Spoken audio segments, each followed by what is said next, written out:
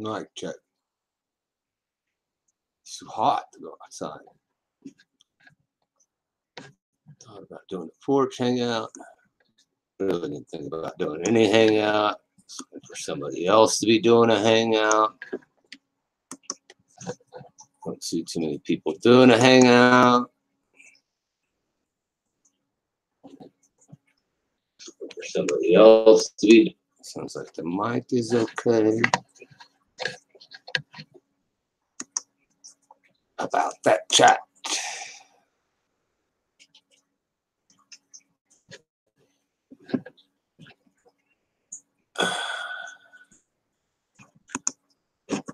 I'll find that green room.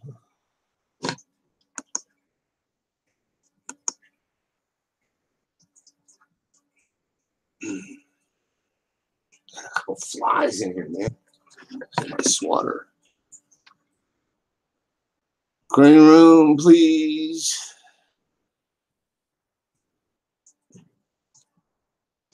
I'm in an empty hangout. In this call. Pull the green room up, stretch it across the top. Kind of just about that much. And squeeze down the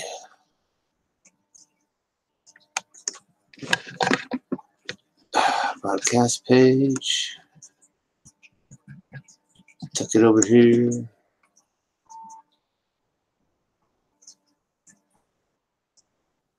And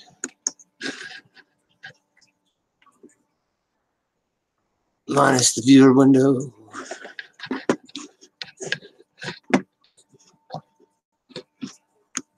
And squeeze the chat bar down. Pull the chat bar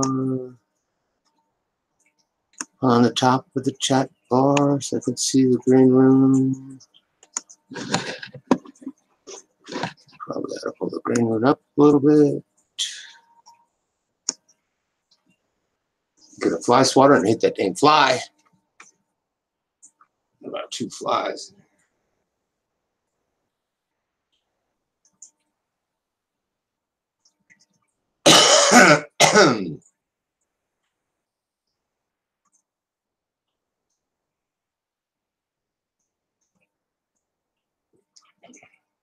I didn't see chats going on, so I thought I'd just open up a window. Oops, wrong way. For a little bit, anyway. And I don't know. I might head out of here. Go head over to Tiffy's house, maybe. Maybe spend the night over there or something. Hey, Jeff, Ben, how you doing? Not much going on out here. Having some coffee, smoking a cigarette. Did send chats on.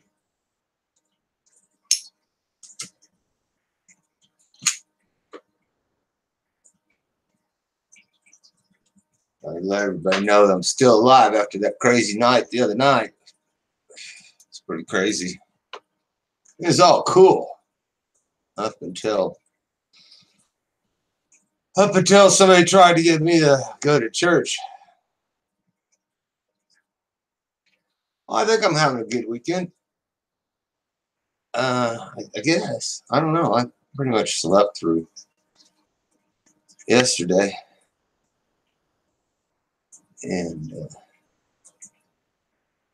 I'm still recovering from drinking 10 beers. I had 2 beers. I mean, beer lights, but still. I probably would have woke up at a nap trying to crawl in my Wendy's cup. I don't know, man. I got a couple of gnats, a couple of flies here, so not everything is perfect. Had Wendy's. Had Wendy's. 4 for $4. Double stack. Fries. Still got chicken nuggets in the sack over there. But how's your weekend going? Trying to decide on whether I want to go watch Cooper's tonight. I don't know, man. Cooper don't have me blocked, but somebody does. I don't know. I don't think it was Cooper. Moderators over there blocked me on 2 channels, so I'm not taking this channel in there. I ain't going in there with this channel. Doing good. All right. I'm gonna try and clean a little house. I need to get out there and mow some grass. I thought, Saturday, this being Saturday, I thought I'd probably do a hangout on the porch. Man, it's hot out there. What kind of church do I go to? I don't go to church. I was raised a Presbyterian, and I'm married a Catholic. She wasn't a very good Catholic. I wasn't a very good Presbyterian, or we probably wouldn't have got married. So,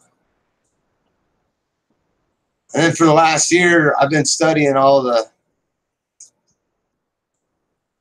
archaeology. I've been studying archaeology and religion and stuff on the internet. I'm learning a lot of things, that they don't tell you in church.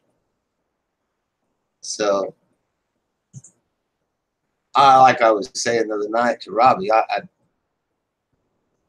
I know the book of Mark pretty well. And every now and then I even read the book of Mark just to remind me what's in there. And James. Read James. No, there is a church of James. There's actually a church of the people that don't believe in Paul. They don't believe in Paul's letter to the Romans, to the Corinthians, to the theologians. They don't believe in the book of John. They may believe in a little bit of Matthew, Luke, the Acts. Some of it they believe, some of it they don't. They believe in the book of Mark, and they believe in the book of James. If I was going to be in any church, I'd be in the James church. James was one of the 12 disciples, probably the most important one. Probably. I mean, I guess it depends who you ask. So, I guess I'm a member of the Church of James.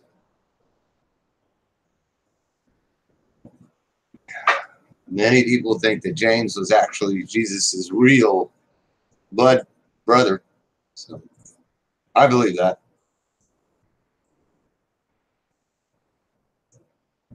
I stay out of church. That's what I tried to do.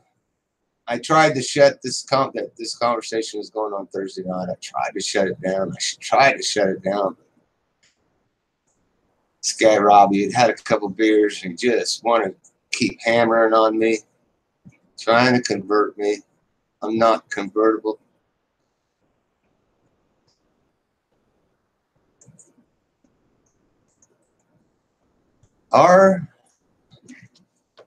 Are used to belong to the people's temple. It used to belong to the people's temple. I'm not sure what the people's temple is. That might be interesting. Maybe I should Google that. I think people are more important than anything else. When it comes to religion. A lot of problems with the modern day Christian church. Especially when you look at the Inquisitions, burning people at the stake, devaluing people, putting people on the torture rack, all that stuff. Oh, Jim Jones. Hey, there you go. I got you now. People still with Jim Jones. But, yeah, I have little problems with the Christian church. One of them is that, this Christ died for your sins. No, I don't think that Christ died so you could be a sinner. And I don't think you're going to be forgiven for your sins. I don't think you're going to get to heaven all of a sudden all your sins are just going to be erased. So, I don't believe that. And I don't believe some things are sins, that other people might call sins.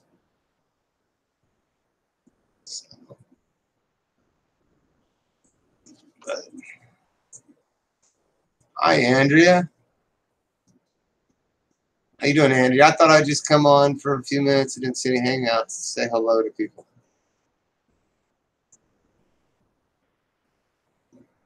We all drink the Kool-Aid, and my life don't start going right. I might need some Kool-Aid. I don't know. I'm getting close to a turning point in my life. I don't know which way it's gonna go. Andrea, great. Been good. And it is hot. It is hot. This is not sweat though. I just took a shower, hair straight out here. Yeah, Andrea, I wanted to do a porch hangout today. Forget that. Need some rain before I'm gonna do a porch hangout. I could do a porch hangout in the rain. That would be cool. Wish I could get some more hair up here on top. It's really starting to do this. Ugh.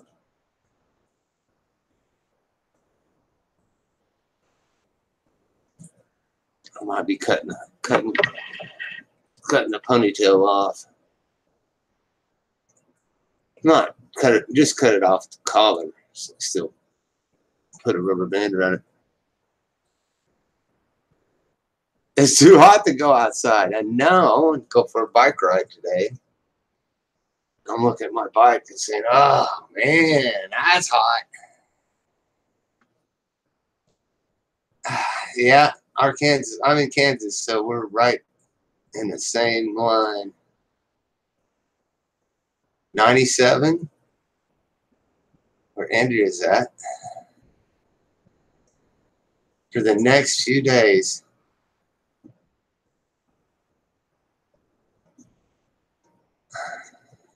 I'm gonna trim mine up, my hair up just a little bit. I want to still be able to pull it back in ponytail, so it doesn't go crazy.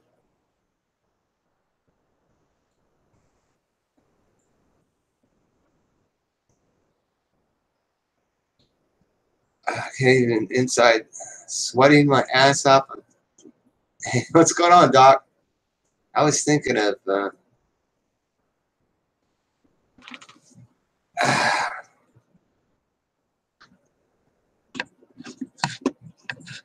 don't know what I was thinking of. I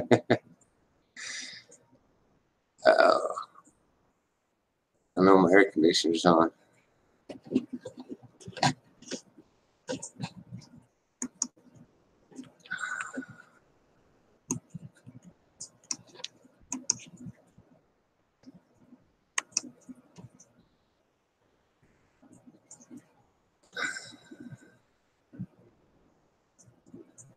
It grows better when you trim off the dead ends.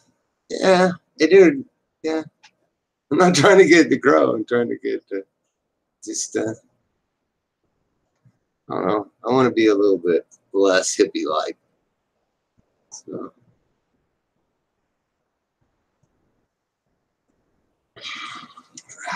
Gotta check. Got to do it. Channel check.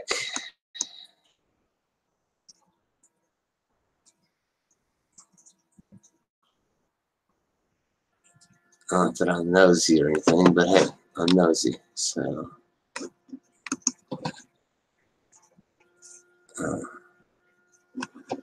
I'll subscribe to that channel. I'll subscribe to that channel. Why not? X there. Drop my mail and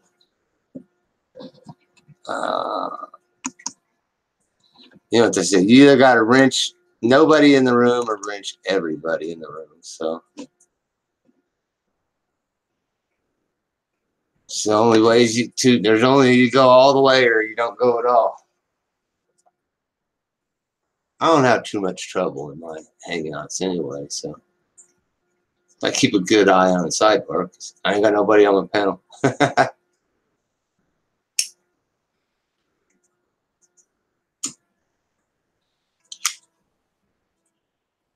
Done that. If I cut my hair hardly any at all, I look like Captain Picard. Sure enough. I go bald real fast when they take the clippers to me. Shave off the eyebrows. Who was that the other day that they, I think it was like the Prime Minister of Canada or whatever, his fake eyebrow fell off while he's doing a presentation.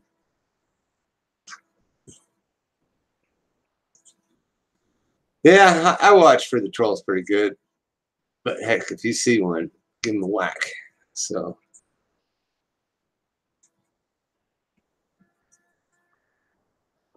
All right, Jeff, man. Have a great weekend. I'm not going to be, was it Trudeau? I don't know Canada stuff very well, but I did see that eyebrow fall off. I'm not staying on too long myself. Probably. I don't know. I got to do some laundry tonight. Down to about 3 pairs of socks, so. They were at the G7 summit. So you seen the eyebrow fall off. That is terrible, man. Who would wear fake eyebrows? That's like me putting on a toupee.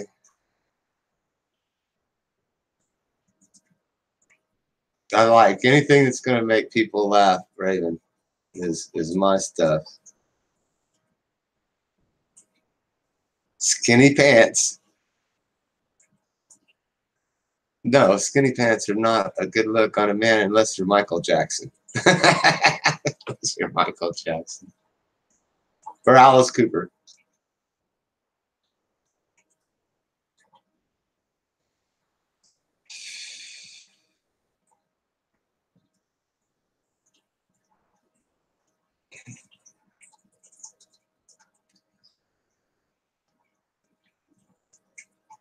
So is he an emo? An emo? Are the chat rooms out there dying? I don't know. You know, I think I don't know if I'm not seeing chats or if I just unsubbed a lot of them. I wonder if like Kat and Dave and David Guns and Boris and all those are still hammering each other out there. Alice Cooper rules. When we could play music and hangouts, I always was putting Alice Cooper in here. I was an Alice Cooper fan when I was young. Got to go see him once. He had the 50-foot projection screen and showed all of his hanging and his guillotine and all the acts that he had ever did. It was really, and the screen was made of strips, so he could walk right into the screen and he could come walking back out of the screen. It really expanded the stage and the show. It was really probably the neatest show that I've ever seen. I forgot it. Yeah. I'm not listening to the jive. That's what I just unsubbed a bunch of people. It might have kind of slowed down my YouTube viewing because, you know, not as much coming up these days. But that's all right. I don't need to listen to all that crap anyway. Is Boris on today? Cool. For breaking news, there wasn't any news. I think I'm subbed to Boris on this channel, on Tobacco Road. Actually, I went to look to see who I had blocked the other day, and I'm like, holy cow, I got Boris blocked. So I unblocked him, but Boris has my other channel blocked. And here on the channel that I got him blocked, he don't have me blocked. So he said breaking news. He did. Boris trying to do the community news. I can't do the community news because I don't even know. I don't know what's going on out there. Yeah, he does. Has me blocked. That's weird. I mean, Boris knows that if I'm on this channel, the chances are that I'm, drinking beer and slinging BS. It's not going to be on this channel. It's going to be on my other channel. That's kind of what my other channel is. I don't know. That's what my other channel is made for, but more and more I'm getting legitimate people. I got more legitimate people on my other channel than I got on this channel. It's crazy. I'm almost at 500 subs on the other channel too, and this one's about 250. But I think, 300 of those subs that are over there are people that they sub me, but they just sub me because they wanted me to sub them. They're trying to hit that 1K, mark, and they'll sub anybody if they can get a sub back, which is, I don't know, kind of wishy-washy.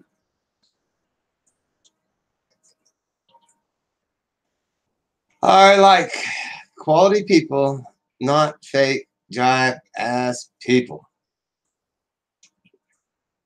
I don't know. I have times like when I like both. I kind of get out of the jive stuff, out of the craziness, and I'm watching some other people that haven't been on here very long. Some of them have been on here for 6 months, and they got 1,000 subs, and they got 10 viewers, maybe. So over the 6 months, last year, 6 months that they've been coming around, coming from Green Bay Wackies, they were all friends. And now I just watched, I don't know who it was, some girl making a video, had the comments closed, no comments allowed, and she was mad. She was angry. She was yelling at people. I'm like, there it is. Seen this before. When you first come on YouTube, everybody likes everybody. If there's a group that comes on, starts building up, everybody likes everybody, and then eventually they start finding things that they don't like about each other.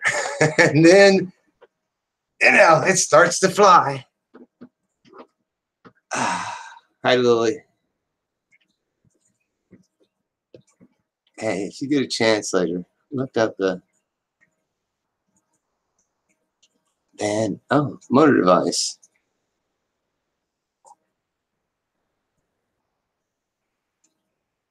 "10 years old. Huh. I'm pretty sure I know who Lily is, but I always got to check.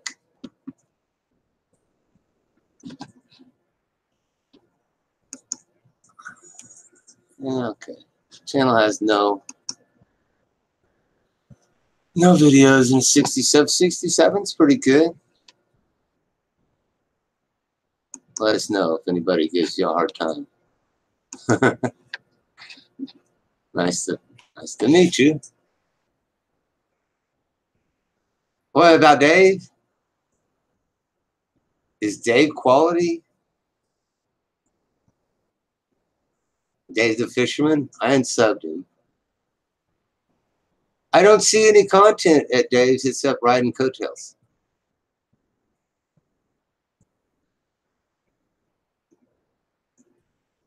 Yeah, I know, really. It's kind of a thing. When I see somebody has, 100 subs or so, they got 10 or 20 videos, I wrench them up. No apology. You don't have to apologize for not having a content. That's all right. It's just that I don't know. I don't know who I'm giving wrenches to. And when you give a wrench to somebody, they can actually go attack your videos and stuff where they start blocking people and makes a big mess and I have to go clean it up. But I was never real fond of Dave because he rides people's coattails. He doesn't have his content on YouTube depends on other people's content. And mostly it's just insults and bashing people and finding people he doesn't like, coming on here trying to get everybody else to, not like who he doesn't like.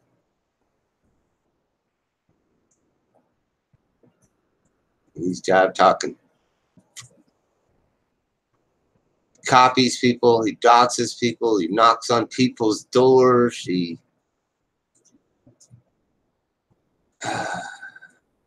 lies a lot. I tried trying my best not to lie. And if I am telling lies, you can tell that I put on my character, Jeff, and he's just being goofy. I'm ordered devices from Kenner. And we'll be touring America this summer. Alice should open for them. That's cool. I think Alice Cooper's got 2 bands now. One band in Europe and one here. Jeff, you're the real deal. Sometimes I try to be, but you do have to be somewhat of a showsman. You get rid of this beard and go be able to do some clowning stuff. Although I can't do too much clowning stuff, I know what happens if I do. If I do little bit by little bit by little bit, then it's interesting. But if I just make a whole channel out of it, then it gets old. So I like to do family stuff quite a bit. Doesn't get watched very much. Yes, lies. And he wrote a terrible Yelp on an animal shelter. Not cool. Who does that? I don't know. He's weird. That's the other thing. He's weird. So.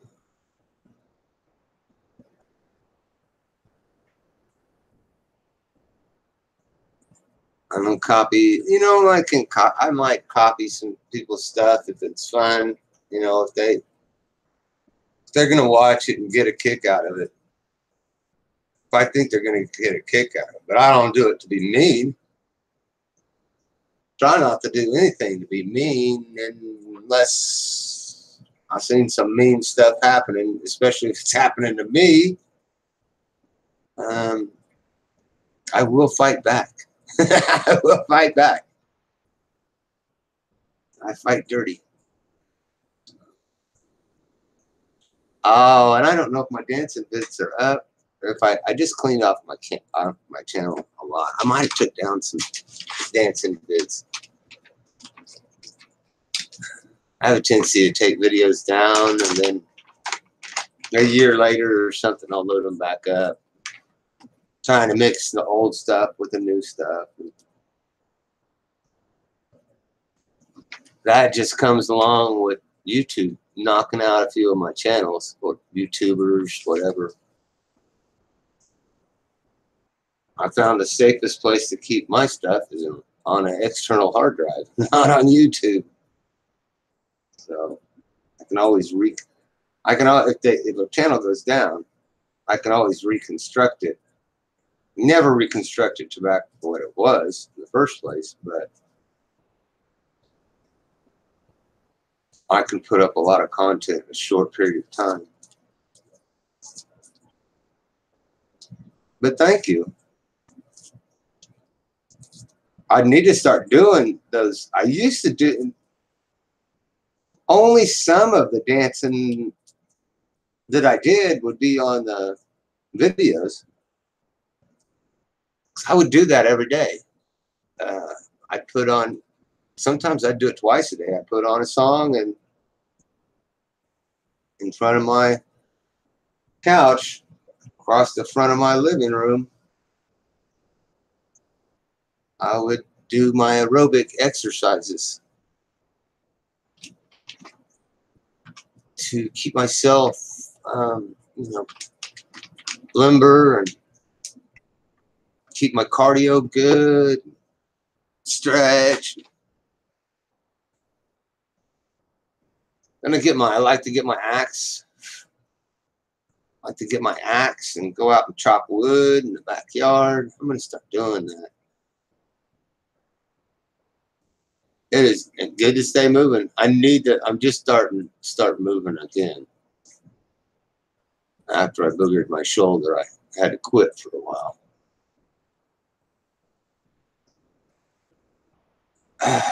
I'm an external run, right?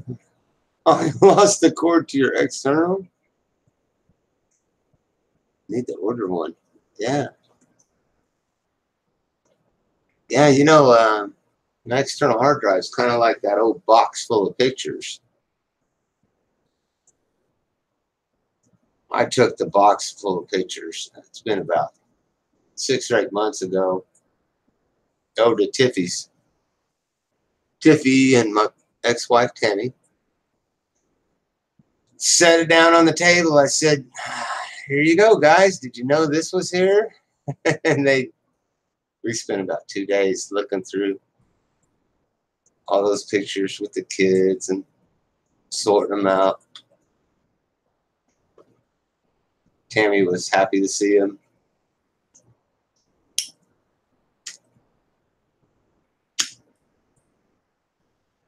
She was gone for 10 years, 10 or 12 years. And I did my best to save everything. I didn't just start, she didn't take nothing with her. It was all here. So 10 years, or 12 years, we'll kind of get back together. I'm like, here's all the stuff. I didn't lose it.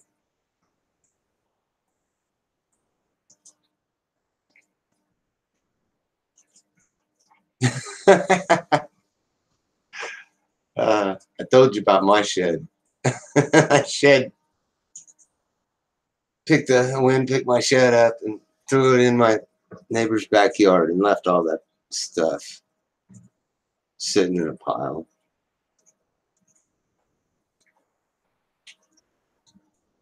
Yeah, well, I don't know if it's a good man or not, whatever. It's just that, I always loved Tammy. Happy to have her back. The stuff's always been here if she ever wanted to come get it. Or if we ever got the bed back together, or if Tiffy wanted to get Tiffy wanted to get it. Tiffy was the one who was really interested in it. I had pictures of Tammy's ex-wife. I had pictures of her parents when they were, she wasn't even born yet. They were in California. They had their cowboy guns on and stuff. And I'm the only one that had copies of those pictures. So their family was fighting and stuff. And it's fighting over a book that Tammy and I put together that had all the her family name history in it. And those pictures kind of went with that book, but they weren't in the book. And she got the book back, which is a lot of trouble, because her brother had the book. I had gave the book to her brother, the copy, and then he never gave it back. And so she got with her mom and ended up getting the book back. And then I took the pictures, I put them on her Facebook, and I put them on Tiffany's Facebook, and they erased them right away. They did not want to share them with Tammy's brothers and sisters. And I'm like, you guys are being mean. But one of these days, I will probably toss them over to their Facebook after I'm sure that whole thing cooled down. But I was like, man, just because you're mad at them doesn't mean you should not share those pictures with them. They were, I ain't giving them no pictures. So whatever.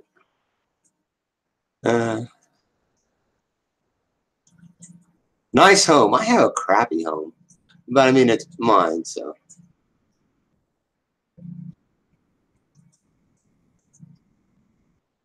Well, yeah. Why she wanted to leave? It was chaos. Chaos was going on. She was a hot little sexy. She liked to fool around.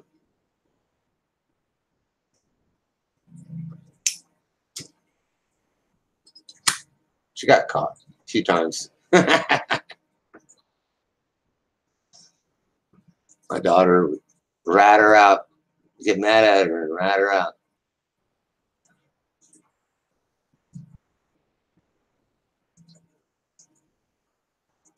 Yeah, I'll be putting those pictures on somebody else's Facebook. I don't think they watch. Nobody watches my Facebook because it's locked down and I don't use it. I don't. Even my kids and my grandkids are friends and followers of Jefferson T. Rowe Facebook. But my Theron Carmichael Facebook, I never post anything on it. Never post anything on it. It's locked up, so people can't get in there. It just sits. Home is where the heart is. I like stability. We have absolutely good heart in the home now. Good stability. I might be going over there here in just a little bit. If not, I'll be over there tomorrow because it's Father's Day.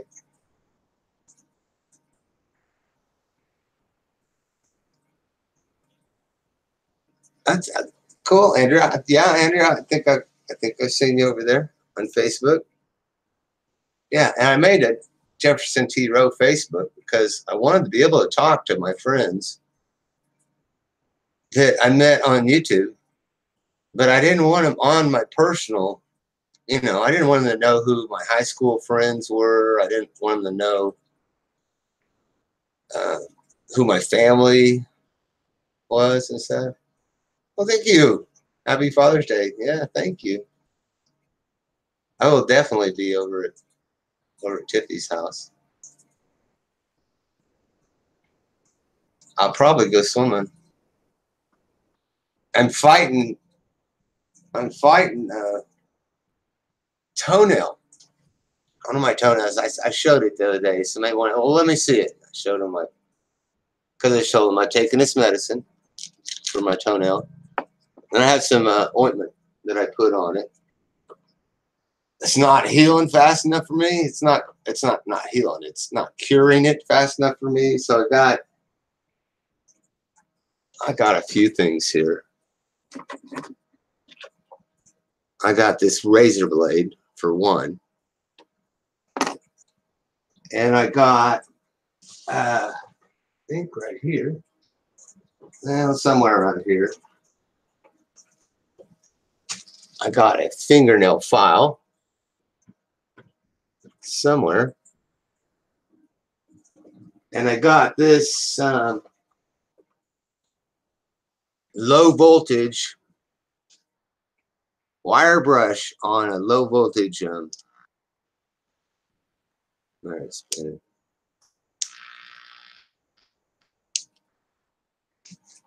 I cut off as much of my toenail as I possibly could, shaved off the top, sanded it all down so I got rid of anything that wasn't connected, and I went over it with that wire brush.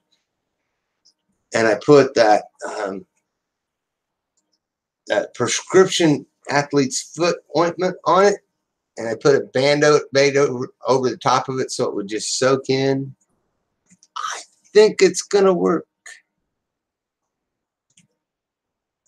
You have a family Facebook only? Absolutely the way to go. And you use your maiden name. My daughter uses her maiden name on her Facebook now. And she uses it for mostly high school friends. Actually, she uses it for everything, for work. And if it's fungus, it's almost impossible to get rid of. I caught it on my thumbnail, and it is hard to get rid of. It is. I'll show you what I'm doing. I will show you. First off, I have those pills, and tell you what I'm putting on it.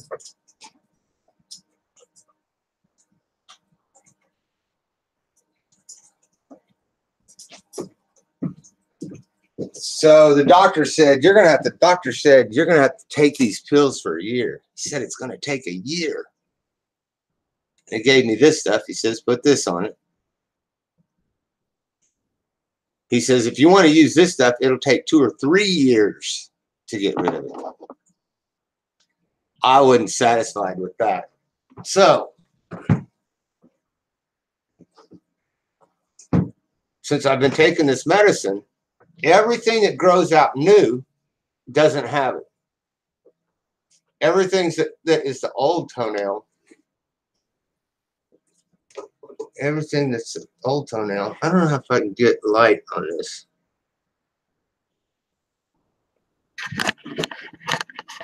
I took a, see how much of my toenail I removed? I removed almost every bit of my toenail, and then I used that electric wire brush.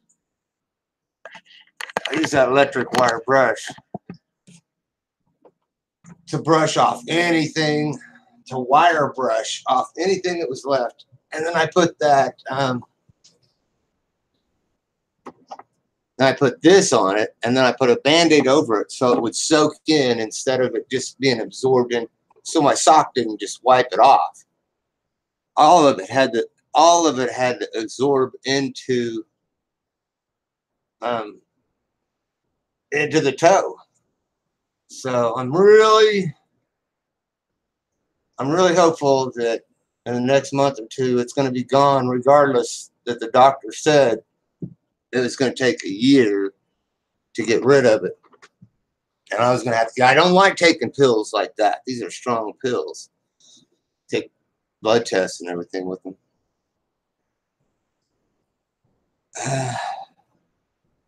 So good pills, yeah, it takes a year. So that's what I had seen in videos, was to remove as much of the toenail as you can, and then sand down the top of it so you don't hardly have any toenail left, and then soak it in bleach and almost cut it off. Yep. And it's still not going. Mine has gradually been getting better, but it wouldn't go away because it's still got something stuck there on the skin. That's where this wire brush comes in handy, because anything that's still stuck on top of the skin, this wire brush takes it off, and then I hit it with the poison, and I'm hoping. But a lot of people my age are having problems with this. They don't like to talk about it. I never liked to talk about it before. But since I'm working on it, since I'm really working on it, I've been talking about it lately, because I am optimistic about getting it done. Wherever the nail is, wherever the fungus is, the nail is not connected. Right. I carve it with a razor blade. I carve off the top. I keep carving off the top, and then I go back and I carve up from the bottom. And then I carve off the top, and then I carve from the bottom. And then I wire brush. I wire brush, and I clip. If there's anything that's loose, I clip, carve top, carve bottom, wire brush again. So the only thing that's left on there is the stuff that's connected, and that stuff that's connected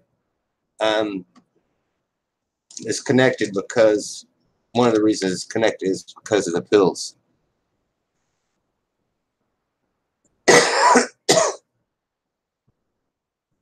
It is embarrassing. It's been embarrassing to me because I haven't been able to go swimming. You know, we go to the beach at the lake, and here I am walking around in my Speedo swim shoes, you know, because I don't want people to see it. I'm sure I know there's a lot of people. The nurse that did my blood test said, yeah, it's a problem for me. She says, I know. She says, I can tell you from experience here, a lot of people have it. So.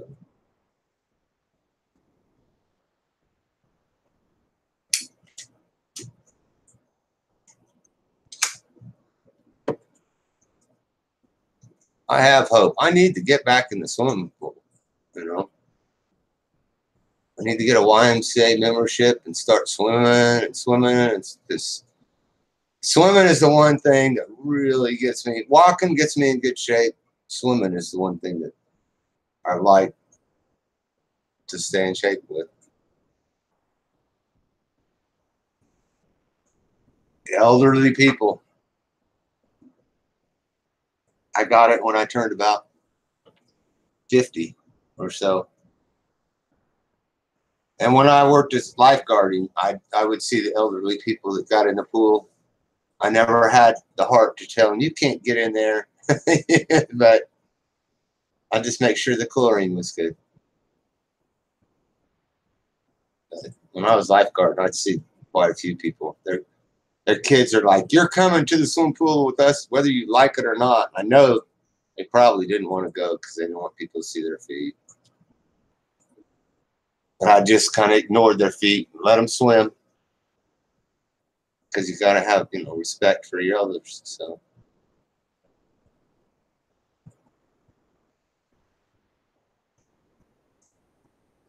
Yeah, I know, Andy. I'm sad about that. I wish everybody could walk. I mean, like really, really walk. Like go to the YMCA and they got the big walk track and you just keep walking or treadmill. I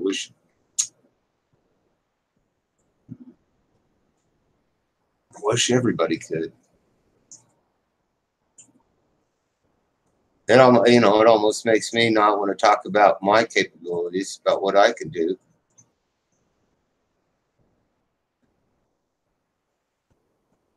I used to run, and cartwheels right now are difficult on my shoulder. But yeah, I can remember doing cartwheels with Tiana's 16 years old. So probably 8 years ago, I was doing lots of cartwheels. And Raylan's starting to do cartwheels. So I'm going to have to be able to try and get myself this crazy rotator cuff surgery. And this decision to apply for temporary disability has set me back. It has done no good for me because I kind of have to wait till it's all over and then either go to physical therapy or do my own physical therapy, which I'll be maybe doing both. And that's painful. It's painful. Hurts.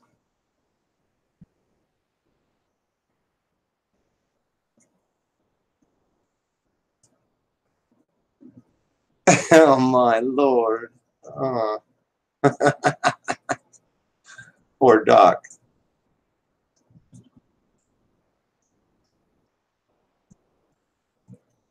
That's the only thing I'm looking for is the back pay because my insurance ran out in 17. I'm looking for back pay based on 2 years, 8 months. Is that what it is? I think it's 2 years and 8 months, with which they automatically throw out the 5 months. Every time they automatically throw out the 5 months. And then I got a settlement from a workman's comp settlement.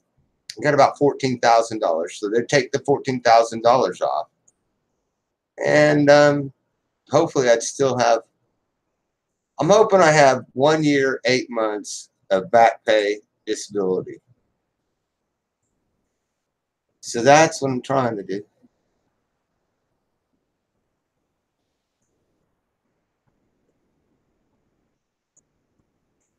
Lab test sent to me, tested. Hi, Jeff. Yeah, I have a lab test sent to me, tested rainwater from a bush area that was, oh boy, the chemtrails, the heavy metals, cesium, etc., was fungi and traces in your blood. My toe could be messed up from chemtrails. That's possible because we get sprayed a lot here. They've been spraying Kansas since 1954, something like that. I've already got the medical insurance. I just got medical insurance about a month or so, a year's worth. I got my card. So if I don't get it, I'm going to go do mental therapy and go SSI. Because I don't like being shorted, you know. I spent 40 years paying for that insurance. And I have a valid claim because other people have Kansas medical card. So I just got it. It's good for a year.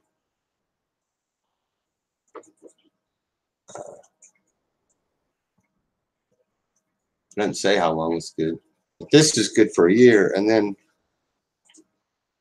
questionable as whether I will get it after, you know, if I get my disability, because I may get my disability and get thrown off my disability just as fast as I get the pay. I get the back pay and get thrown off at the same time and get kicked off of it at the same time. But that gives me a year to get things done like this toenail. You know, I want to be able to go in and tell the judge, hey, you know, one of the things I'd like to do is teach swimming, but I couldn't do it because over this time period, my toes got so bad. But see, I am taking medicine now and I am working on it.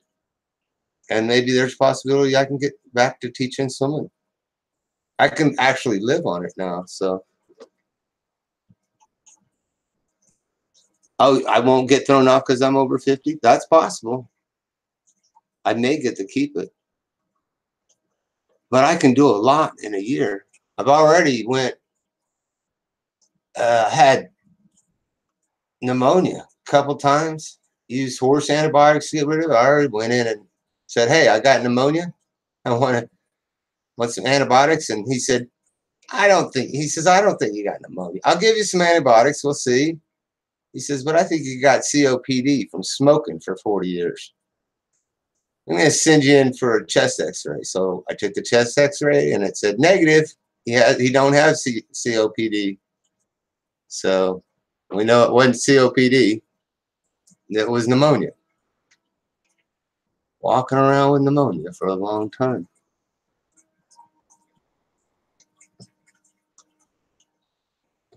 I think the rain should be pure everywhere, Blinky. I don't know. It's fighting the thing of if they spray, then it gets rid of our drought.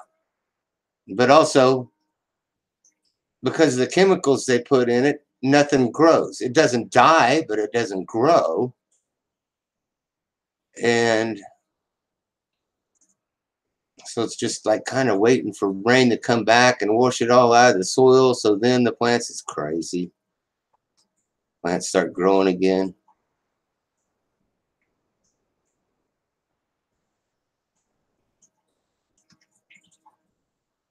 But I am telling the boss that I think that, the judge, that I think I'm going to be able to work. And it's okay if they throw me off because I want to work.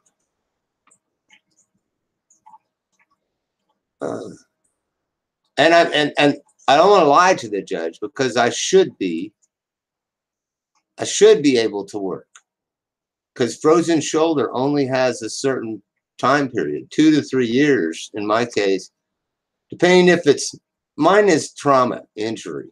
So it should take 2 years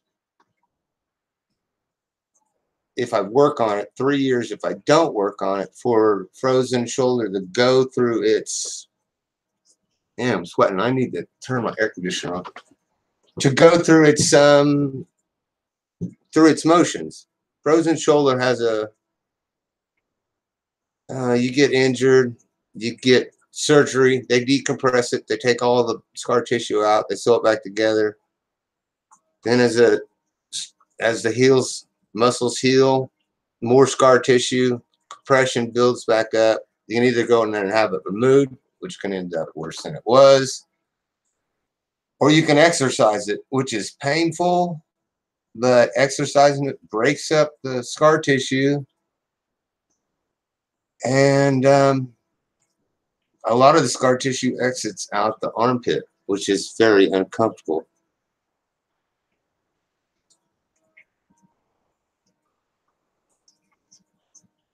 Well, that's for sure. I gotta wait and see, but I'll know.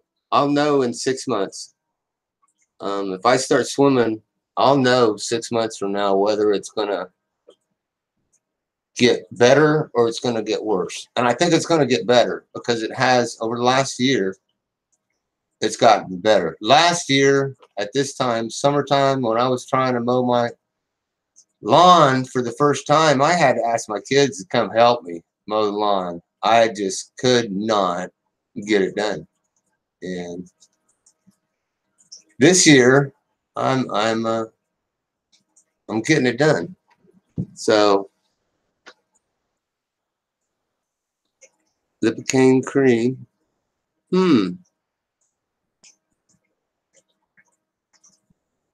See if I can get it. Does that break up the scar tissue? Because I'm pretty sure the best way to, I should be swimming. Best way to break up that scar tissue is swimming. Absolutely.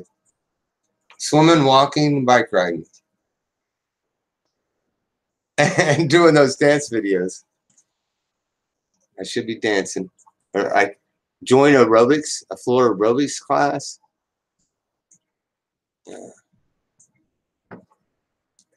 Go do floor aerobics or step aerobics is fun anyway. I mean, you meet cool people, so.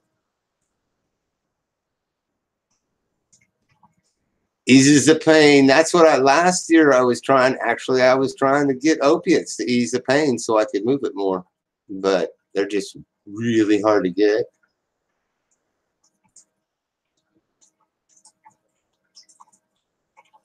Or get stoved up in that position, frozen. That's, I can't remember what Blinky called it. Blinky looked it up the other day, what the official name is for when it freezes up.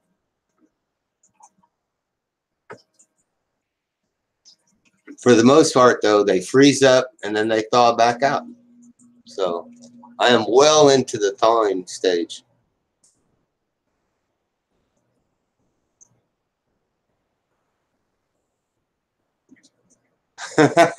Country girls. I gotta run that air conditioner. I gotta turn this air conditioner on a little more.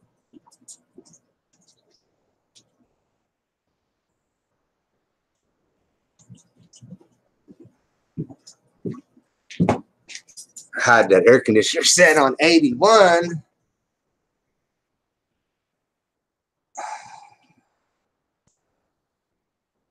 It was something capsulitis. Yeah, it was something capsulitis. Like he looked it up today. It doesn't matter. It's frozen shoulder.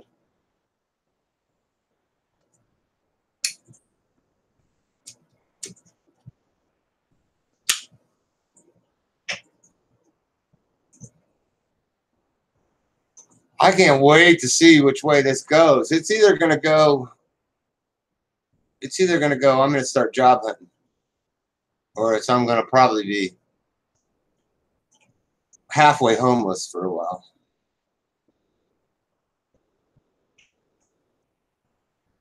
My lawyer was a little bit upset that I didn't file for SSI at the same time I filed for SSD, and I told him that I thought I qualified for SSD and didn't want to qualify for SSI unless I didn't qualify for SSD, and then I would qualify. Then I would apply for SSI, because then if I end up dead broke, I'm behind. I'm behind in everything. I need a lot of stuff. I need clothes. I need shoes. I need a new dryer. My water heater's pretty much shot. I have to light it every time. Just a lot of things that when you try and live on $0 for 2 years, everything gets behind. I wouldn't even be on the internet except for mom. Mom did me a Christmas present, adhesive capsulitis. That's what frozen shoulder is. Yes. And adhesive is what it does. It just kind of glues everything together.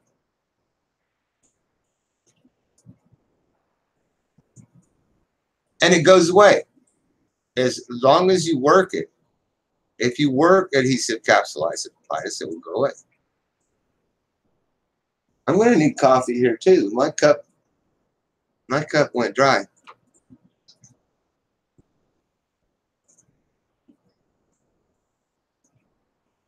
Did you see that hangout we did Thursday night with at Cameos, Blinky? That was quite the show. It was pretty crazy. It was about 4 hours of good talking with old friends, and then Robbie went crazy on me for not being a good Christian. I don't know why he thinks that it would do any good. You know, once somebody's been a Christian and then they decided they don't want to be a Christian anymore, you're going to have a hard time getting them to go back. They're just not going to go back. They've got reasons for not going back. It wasn't here. Yeah, it was pretty good. It had, well, you know, Torp. Torp was in there. Torp, Robbie, Cameo, and Jeff. Oh, you did watch it. Okay. It's good to see Torp. Torp's getting married.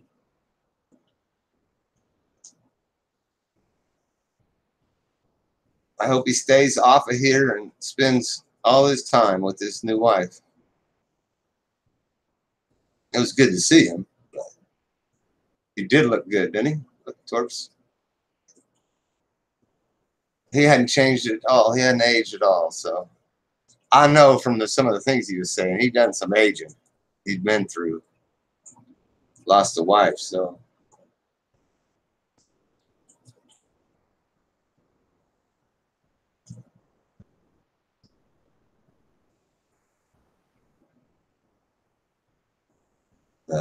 that's only the second time I've seen him on camera in a year or so, since he was doing he did a few videos when he got his drone. He's got a nice drone. And then just kind of disappeared. I don't want him to come back. I want him to spend his time worrying about, you know, his life.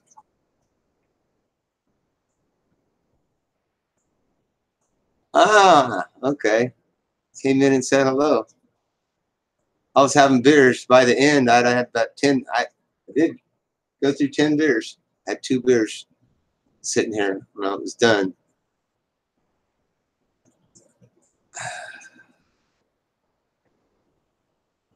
Live on coffee.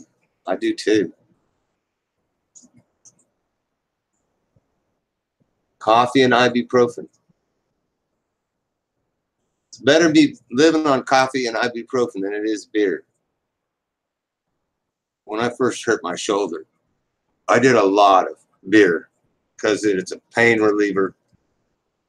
It gets you up. Boy, you'd be down the next day or two after it. At least it gives you a chance to get up and be happy for a while and move. And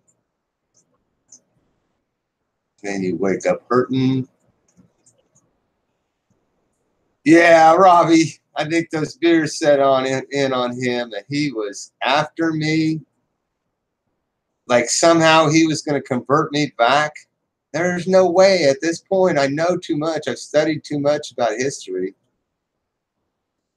I know too much about that Bible and how it got written and who wrote it and why it was written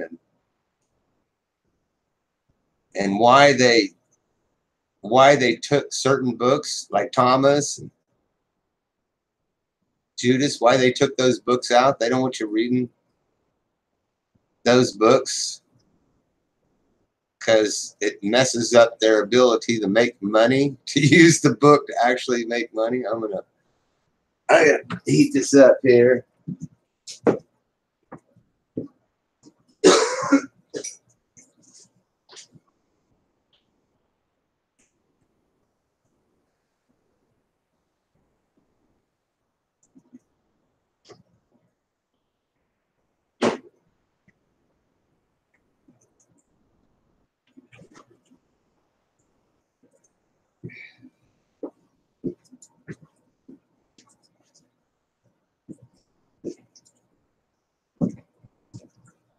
And Andrea, before I got divorced, probably I don't know, for a good 5 or 10 years, we went to the powwows. Every year we'd go to the powwow here in Wichita. We've got a big Mid-American Indian Center. It's got like a 35-foot tall steel Keeper of the Plains Indian steel statue of an Indian chief, right where the Little Arkansas and Big Arkansas meet. It's got it's just, oh, they spend all kinds of money down there. It's really nice. I'll try and get that video up.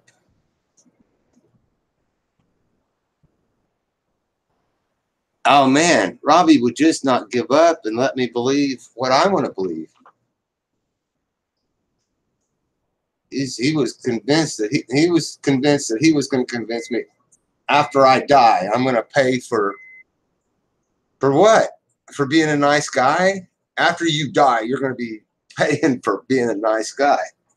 Well.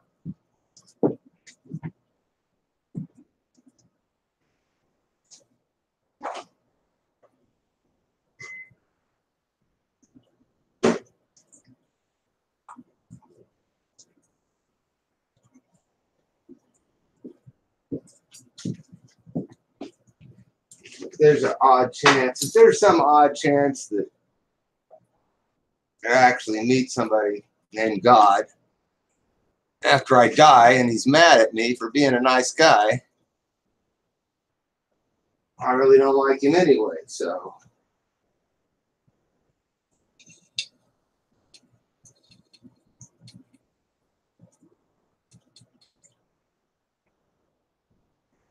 I don't think that's going to happen.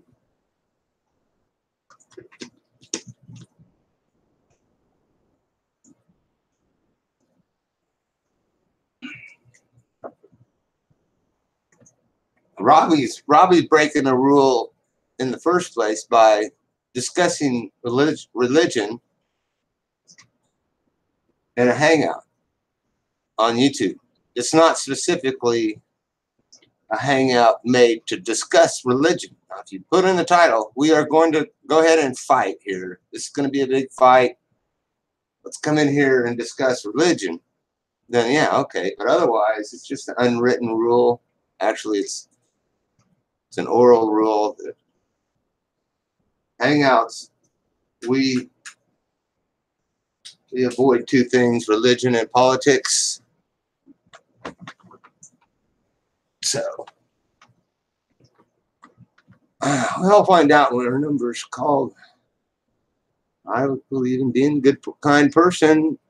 That's what I was telling Robbie. As long as I've got good memories, that I did good things, and that's what I'm going to take with me. And if there's no place to go, it doesn't matter. At least I'll die happy.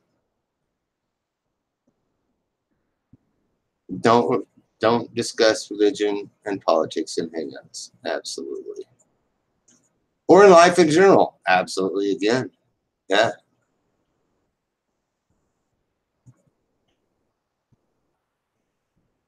I like to discuss it with my daughter because I just confuse my daughter.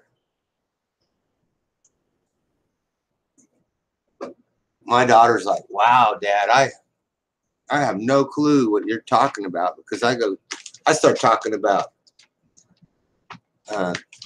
Egyptians. Egyptians were pretty much, well, the Sumerians wrote down a lot of their history, but when it really, history started getting well documented, it was the Egyptians that were documenting, everything through from Adam and Eve to Moses to Jesus. The Egyptians were writing it down. But it's taken years for people to be able to read Egyptian and find it all and read it all and see what it says. So when I start talking about that, and Egyptian stuff is some of the names they use and stuff, it's pretty crazy. But it does have a parallel history to the Bible, and quite often it agrees with the Bible that, certain things did happen. It doesn't agree that it happened at the same time. It didn't agree that it happened over the same period. It doesn't agree that that people did similar things, but not exactly the same stories. And it hasn't been manipulated by the Catholic Church.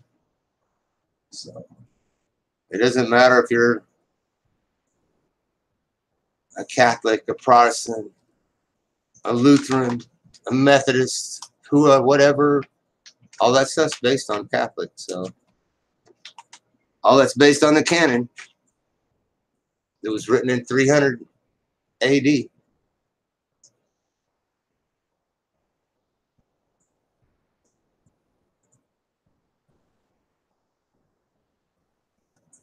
Yeah. Egyptians might have been, you got the Greeks, the Romans, and the Egyptians. And in the time of Jesus, is just, that's Cleopatra and Julius Caesar. But of course, they burnt the library. All the records in Library of Alexandria got burnt. And that's too bad, because that's a lot of stuff that would answer a lot of questions that people have today.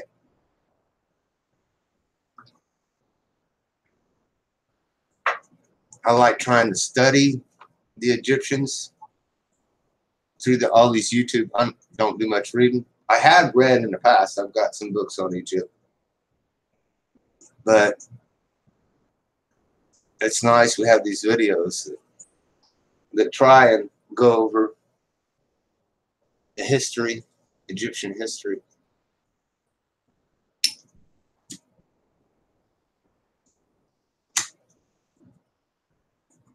A small bit of that's religion. Most of it's history. They wrote it down for history. They wrote the dynasties down.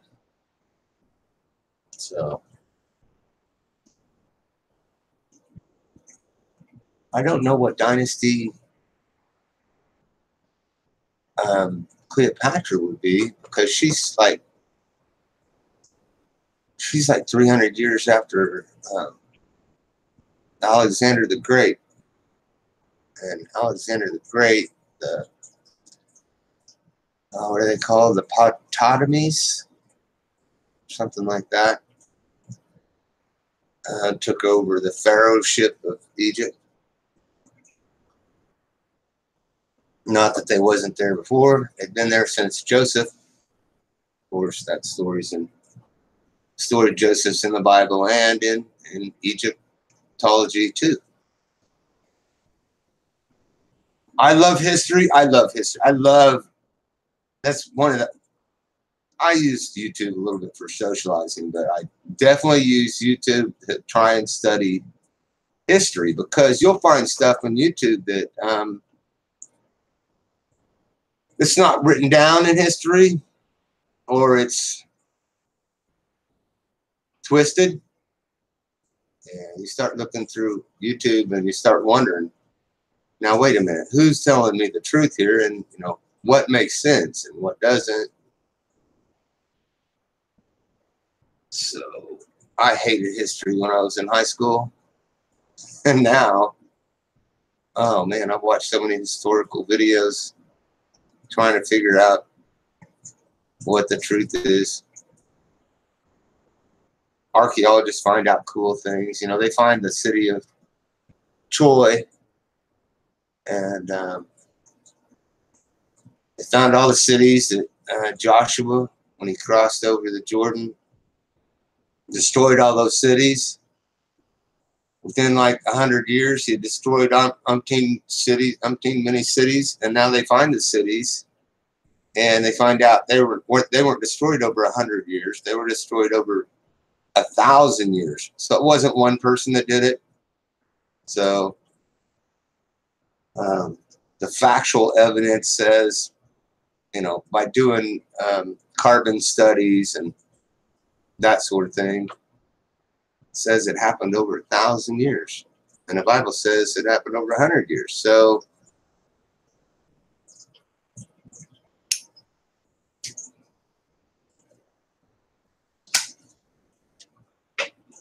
that's like the stories of the three gated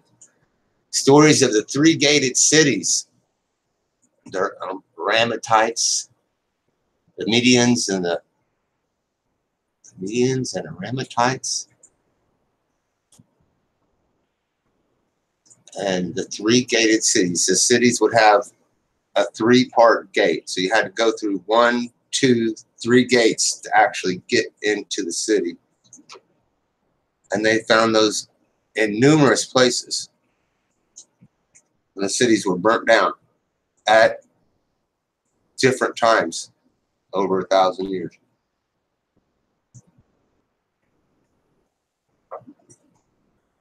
I think that's interesting. I like the Midianites. I kind of like the Midianites.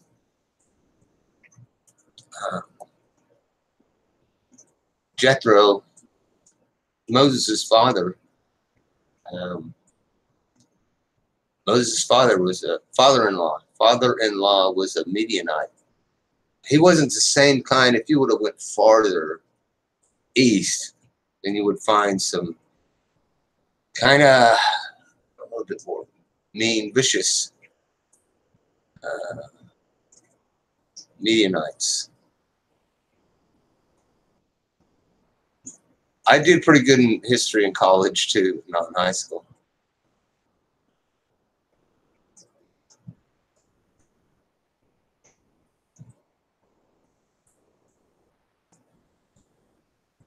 Three walls of protection. Yeah, it's something that they've been doing over there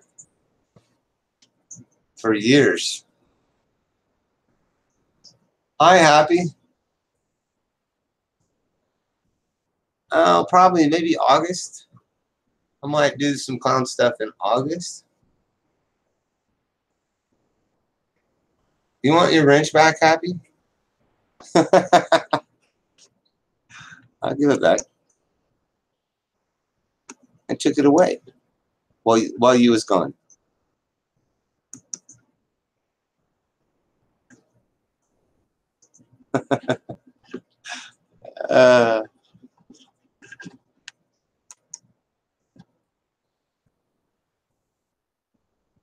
I think it's on there now. Just be nice though, Happy.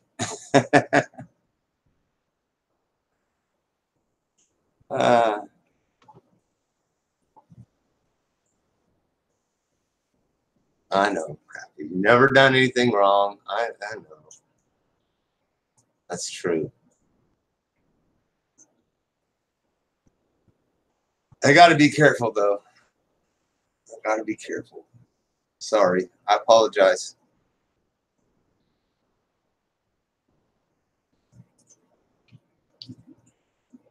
You might come back next time, Happy, and say, "Where's my wrench?" Oh, yeah. Did I? Gosh, Happy. Did I remove that again? I'll get back to you. I know you didn't call. I know. I know. I know, Happy. But I gotta worry about the past, Happy. You know what started a lot of problems was for me was a hangout that was you, me, and David Coburn.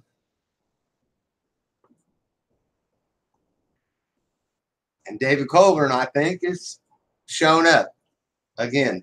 Well, I know he's showed up again because he showed up in Cameo's hangout about a couple months ago, and he said it's Dave. And then he showed up on a hangout, could see his face. And then he disappeared, and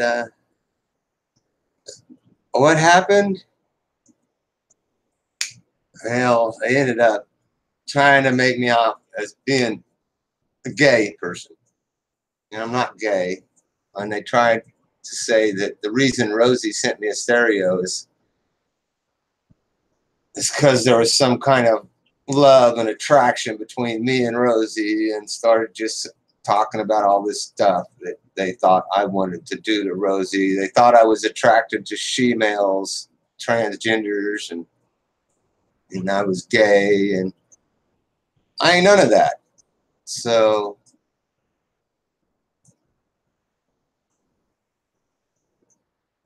you put on Jimmy Rance. Jimmy Rance left about the same time. We didn't see him no more. So a lot of people at that point.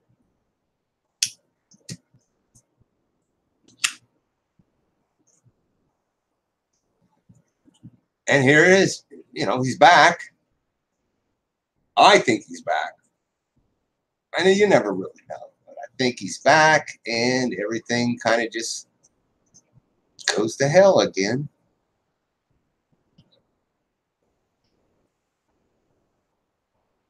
It was appalling. It was the wrong thing to do. I mean, I don't know. You know, if they tag me, I'm going to get mean. I'm going to play dirty. So I came back, and I was mean, and I played dirty.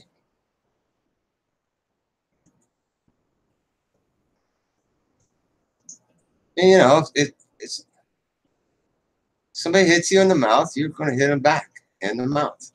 Either that, or you're just going to back down and, you know, cower away from it. I'm not going to cower it away. No, you got the wrong guy if you think I'm going to cower it away. Well, I'm not omitting that I burned the stereo in the yard, because that video is on my channel, pretty close to the top. But that stereo, they say, was given to me because I had some kind of attraction to females. I mean, to she-males, that I was in love with this she-male. And that's why she gave me the stereo. It's fine. I'll show you I'm not in love with the she-male. And the stereo, that's not what the stereo was about. I never asked for it. Here you go. You think that stereo and me and Rosie got something going on together? Let's take it down the front yard and burn it. That'll put an end to that discussion. Otherwise, they would probably be still telling me today, you love Rosie, you know it. She gave you that stereo. You guys are so, yeah, bullshit. Nuh-uh, the stereo's gone. You can't say that anymore. But they were bringing up that stereo all the time and saying that me and Rosie had some kind of love connection because of the damn stereo that I never asked for.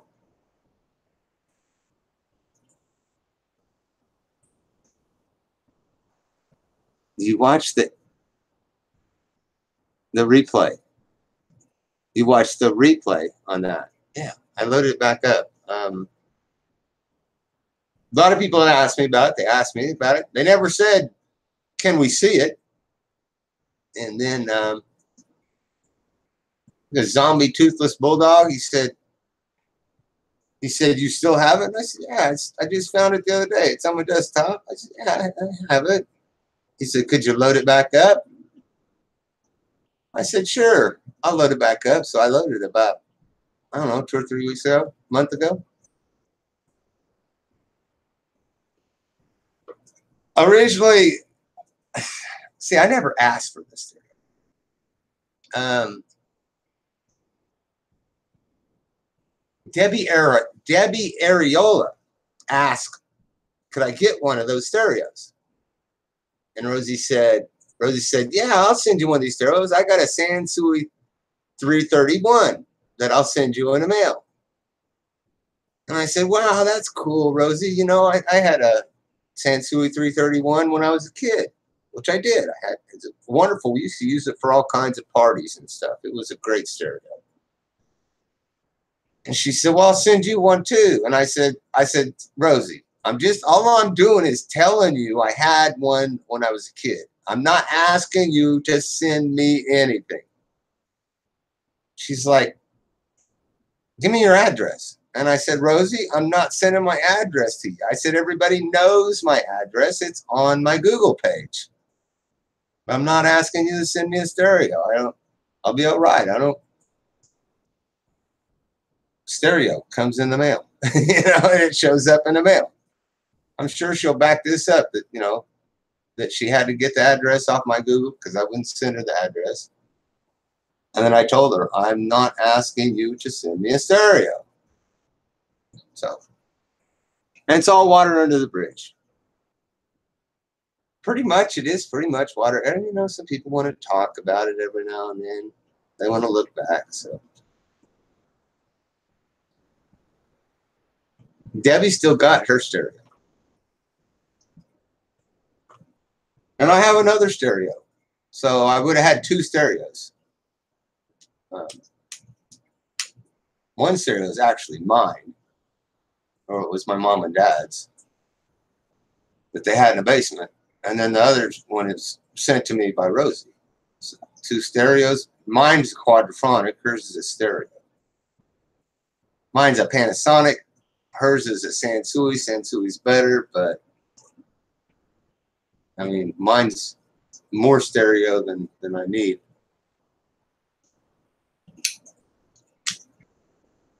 Hi, Cameo. I'm coming back around, Cameo, after that hangout the other night. 2 reasons for being here right now. Reason 1, I didn't see any hangouts going on. And reason 2, that I wanted you guys know that, hey, I had recovered from those 10 beers. Actually, I think I was at beer number 8. I was about my 8th beer when the hangout. It was fun. It was fun. I wish Robbie wouldn't got so mad. I don't think I looked so bad as he did. I wish he wouldn't have got mad. The question is, has Gray recovered? I hope he has. I hope he has.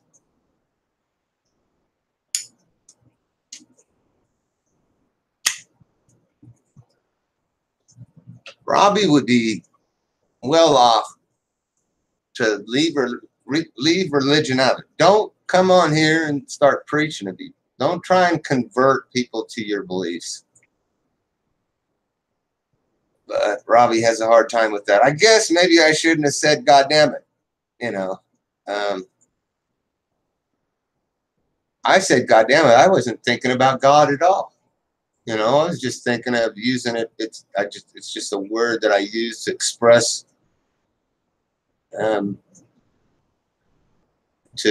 when I think something's wrong, you know, or nasty, wrong.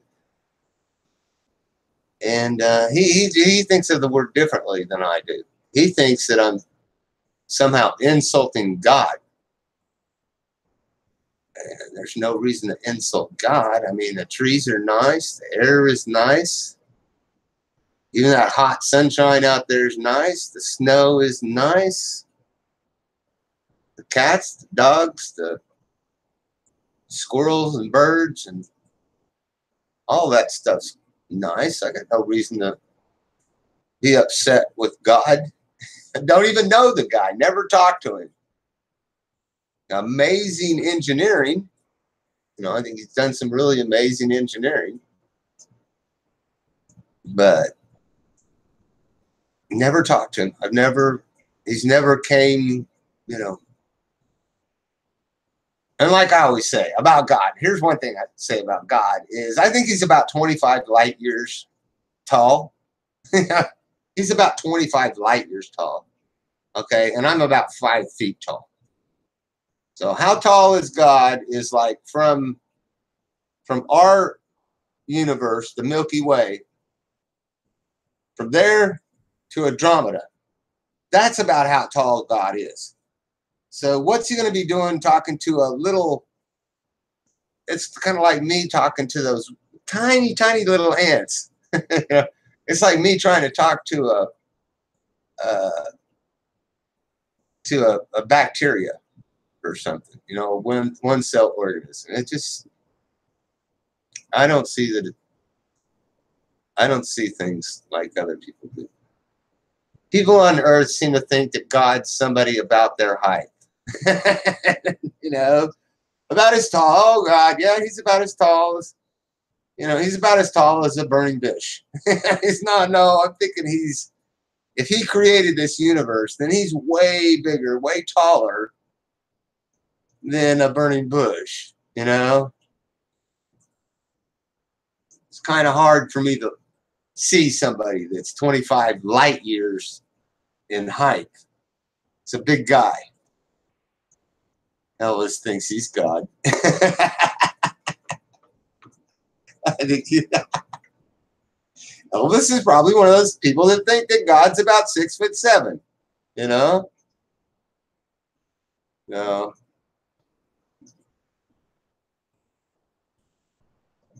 God. Man, Happy Meal, I wish I could play those videos where they didn't screw up my sidebar. Every time I push one of those links, it plays in my sidebar. And then I have to go find my sidebar.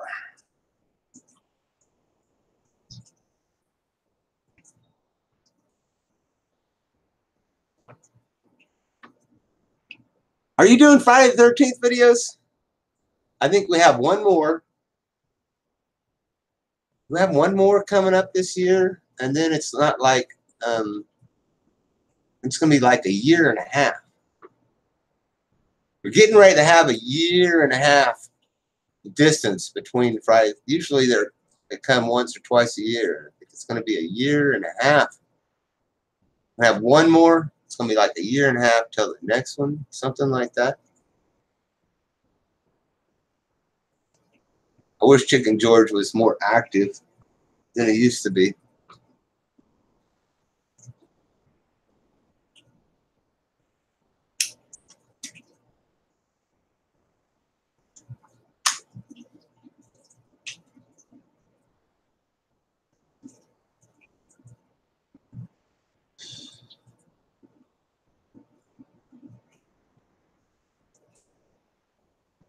I'm getting ready to do laundry and sweep my living room floor.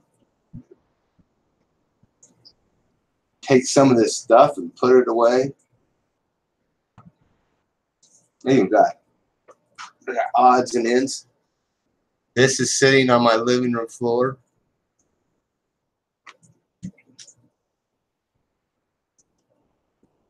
This thing and the box and all the attachments sitting on my coffee table. My cup sitting on my coffee table. The chocolate milk dried in it. I gotta go wash it. I always leave my cup, my glass. My glass. You guys have seen my glass. See? Chocolate milk stuck in it, so I need to go wash it out. Somehow this got sitting on my coffee table because Trent and I were talking about volleys.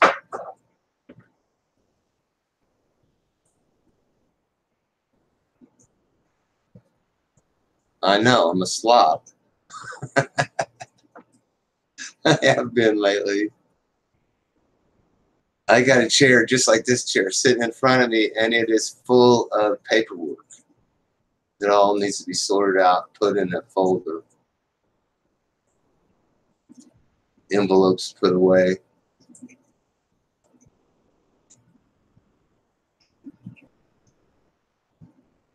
That's what it is, decluttering.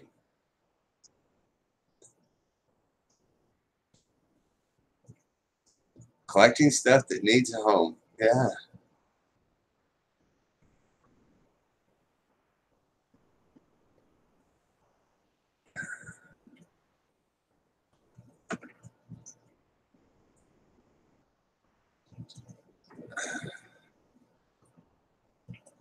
I need to get a bell on my bicycle. That's one thing I thought I was going to get done today is get that bicycle rack put on the back of my bicycle so I can carry more stuff on my bike. I need 2 little clamps to do the bottom connections. You know, put my light on the front, which it's ready to go on. I think I said that the other night that I went to the car wash with my bicycle and I got there and it said $2.50 to wash my bike. To run the car wash one time, $2.50, and I just didn't do it. So. Use zip cords? Zip cords. I still got pieces and parts on another bicycle that's ready to go to the recycle. I think I'll pull those off there. I know, Winky. Who did I hear the other day talking about they was wearing a coat? I think it was Enjoying Life, Pete. I don't know if you watch Enjoying Life, Pete, but he was talking. Somebody in there was talking about wearing coats in Australia. Cold and wet there, and people in the sidebar are like, "What? You're wearing a coat?" They didn't realize that the weather is absolutely backwards between Australia and America. If we're sweating here, you're freezing there. If we're freezing here, you're sweating there. Never wash your bike at a car wash. Really, what I need to wash the most is my chain. My chain's got rust on it. I need to wash that rust off of there.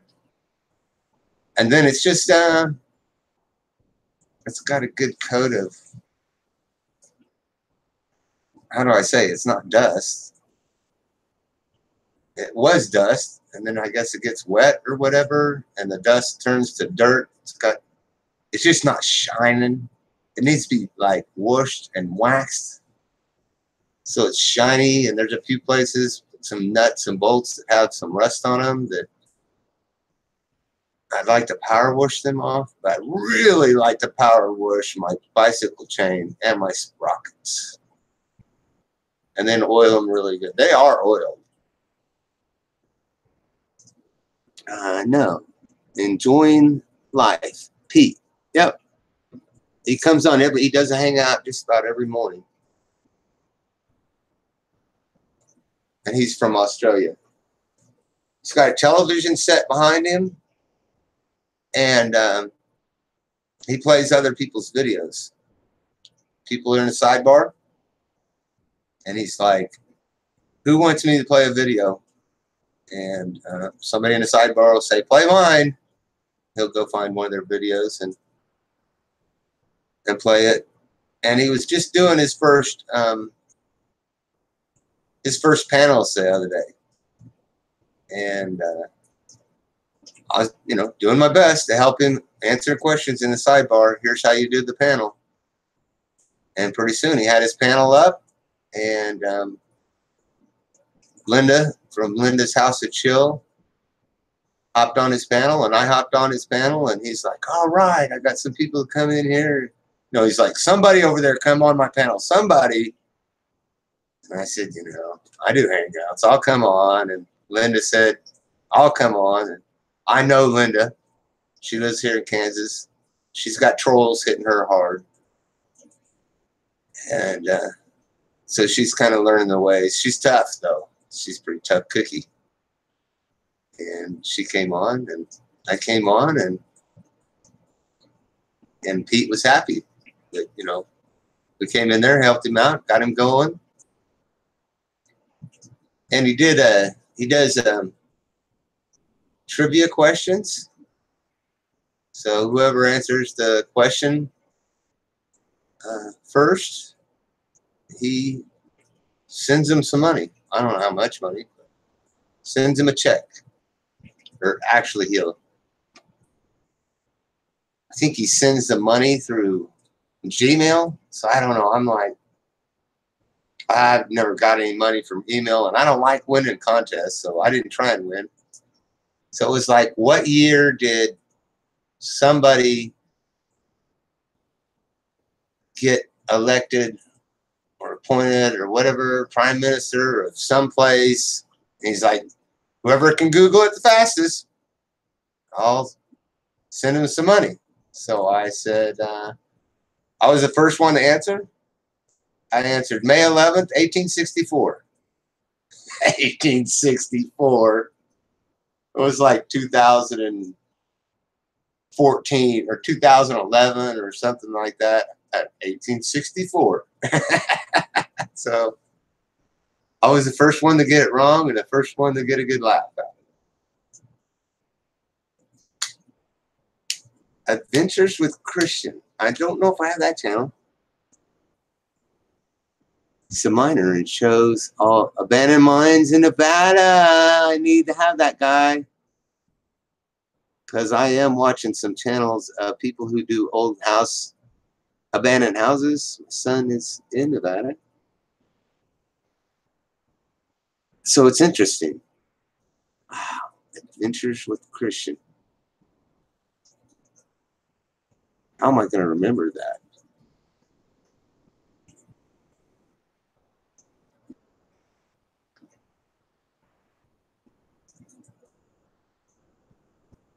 I like old mines. I can remember going when I was a kid, going to the ghost towns. My dad took me to all the ghost towns in Colorado. We did a lot of traveling in Colorado. A couple vacations, a couple Boy Scout camps.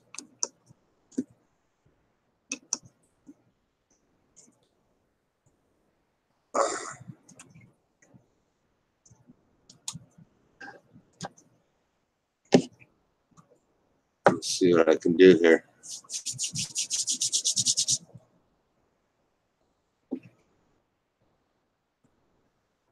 And this is on Tobacco Row, right? Yes, this is the right channel. Because I wouldn't want, that's not something I would have on Jeff T. Rowe. I watch that stuff over here. Adventures with Christian? Is that what it is?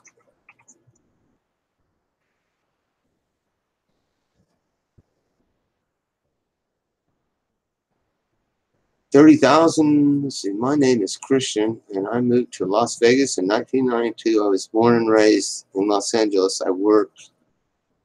Here it is. Old Vegas mob homes. Area 51. Back roads. Well, I also that. Subscribe. There we go. Thank you, Andrea.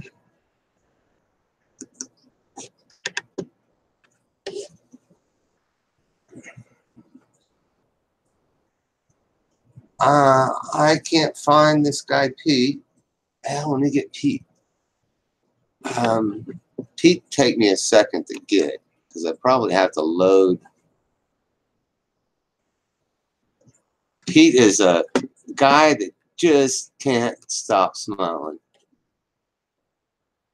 Enjoying life. See if I come up by searching. If I can't find it here, I will find it in my history or in my subs. There he is. 1.3. Yeah, enjoying life. Pete. 1.3K. Subscribe. Always smiling is Pete. I don't know if it does me any good to put it in the sidebar, but we'll put Pete in the sidebar. He's Australian.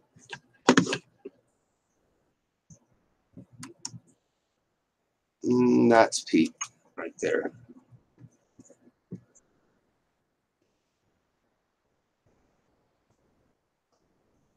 I tell you, he's live. He's got a lot of life in him. He's really excited about this YouTube thing that he's discovered. I bet you Australia has a lot of gold mines.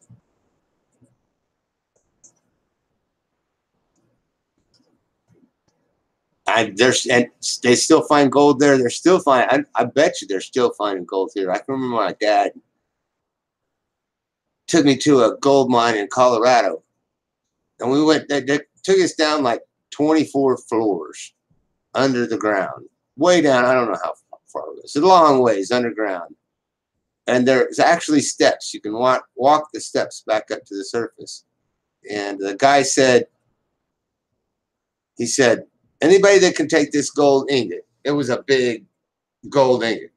He says, if you can take this ingot and walk up those steps to the surface with it, he says, you can keep it. And that's when I knew how heavy gold is. I mean, that one gold brick weighed more than a concrete block. That was kind of interesting. Yeah, going in old gold mines is a dangerous thing to be doing. Although I still think about doing it.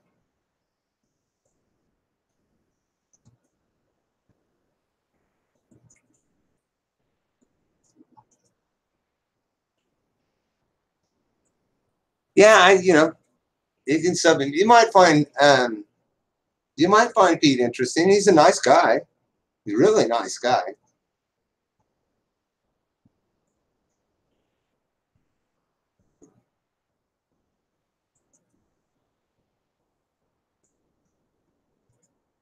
He might be Irish. I don't know. I think he's from Australia. I'm not sure. I'm not sure. He does have a strong accent. Kind of hard for me to understand. So maybe, I mean, it's not quite as strong as Pope Benedict. Pope Benedict 16, but yeah.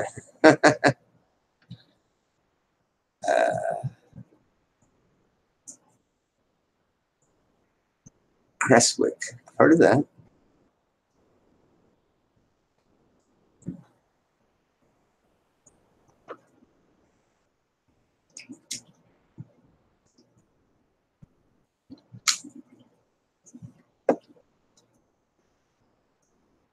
Have y'all noticed that there's less hangouts? Seems like every Saturday that I come on here and look, there's less and less hangouts.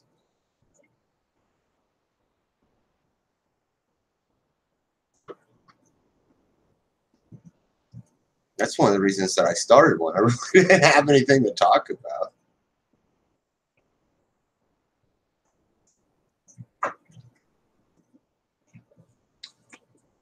It's about halfway through decluttering this living room. Some of these things, I don't know. I got a stack of photos and frames that I either put them back in storage, I got to put them back on the wall, or I got to get my daughter to take them from me. It's summertime. People are staying outside. I was going to do an outside hangout tomorrow, outdoors. And I've been riding my bike. And I was out there.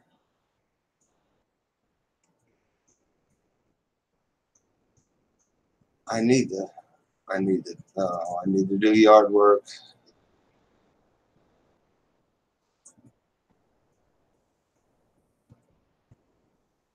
That's what I need, is windy and stormy, because then I can maybe do a porch hangout.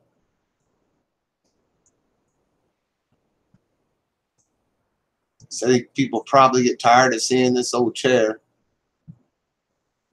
I know I get tired of doing hangouts in this old chair, so I like to go out there and sit on my porch and let my neighbors think I'm crazy over here talking to myself. Not really, because they can hear the both of us. I want to do some bonfire. Yeah, I've done two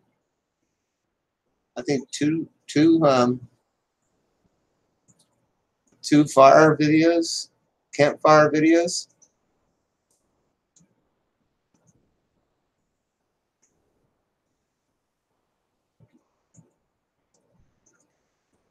I don't know. I might do one of those tonight.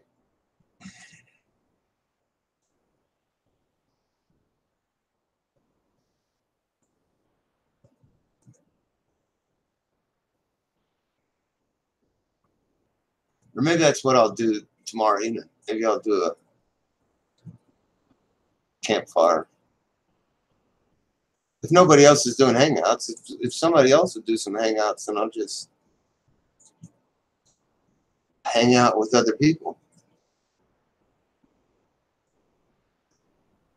Because almost everybody's better than I am at shooting the breeze on the hangouts.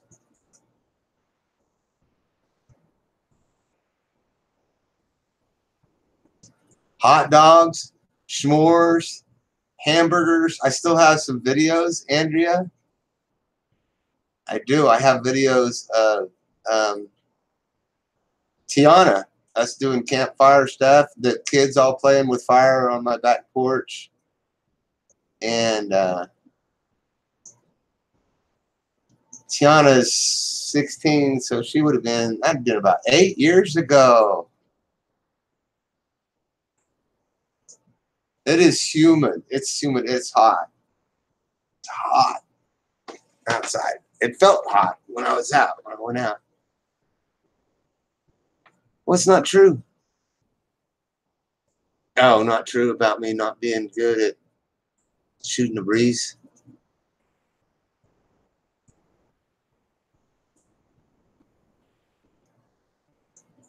Well, I always give myself less than I can live up to. It makes life easier if you have,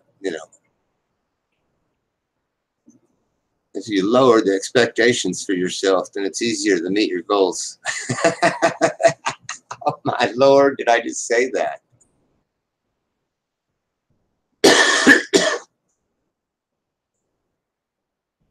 I don't know how many hamburgers we cooked out in the front of my house on that little grill. And hot dogs. That's what we're at, Blinky. We're hating. We come to the part of summer now as we approach July that we hate. I should do a check here. I'll do a check and tell you what we got. I think I got, yeah, Jeff's still up here. Wonderground. I watch Wonderground. There we go.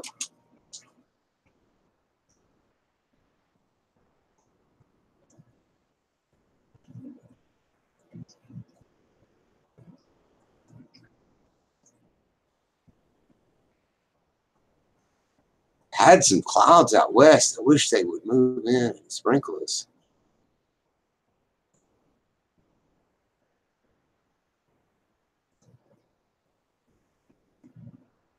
It takes me a minute to load my weather when I'm doing a hangout. Because the weather underground's pretty big site. So it's 91 right now. It's supposed to be 98 degrees. Feels like 99 degrees. I don't know what the humidity is. I'm not sure where to find that. No rain.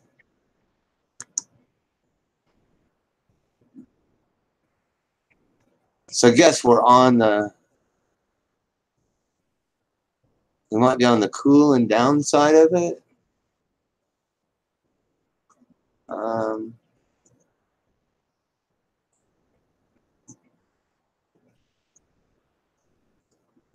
It's supposed to get down to 77 tonight, but I don't know what the humidity is. Somewhere here it says E index is high.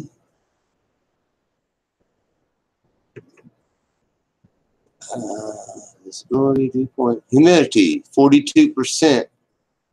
So really the humidity is not too high. It's 42.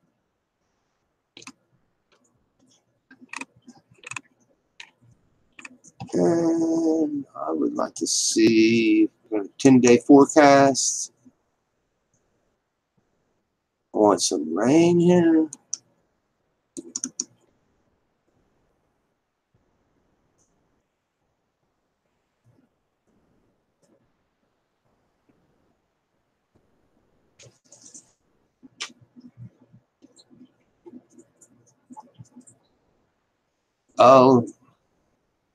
Oh, I'm looking at Horton.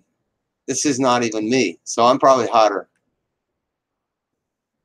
I'm looking at Horton, Kansas. Somehow switched. I'm looking at Horton because we're 91 and it feels like 97. Looking at Horton.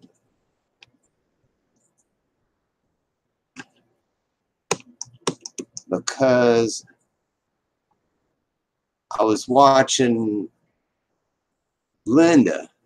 She lives in Horton, Kansas. And there was a big rainstorm coming over. I want to look at it. And we got just a little bit of, she got bombed with rain. So we're looking at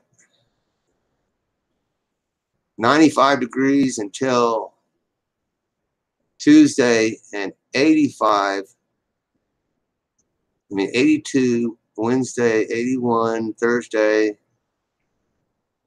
Friday will be a great day for mowing grass.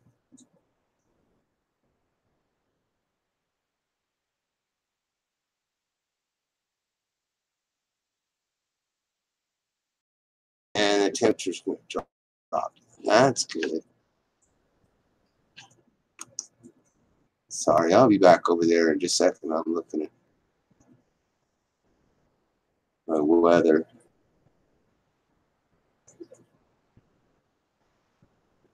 They show no rain for the next 2 days. And then just a little rain. Scattered thunderstorms on Tuesday.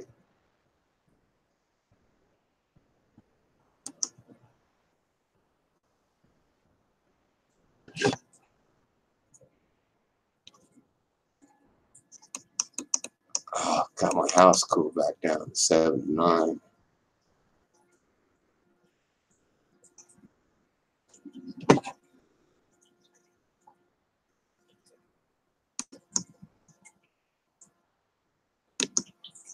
Turn off the weather stations and turn on the radar.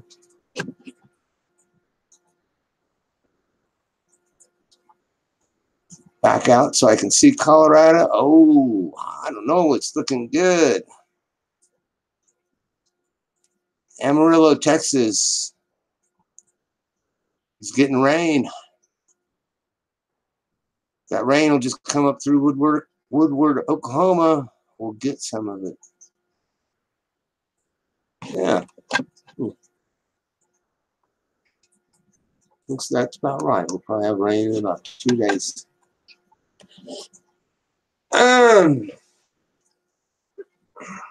97. That's what we are next couple days.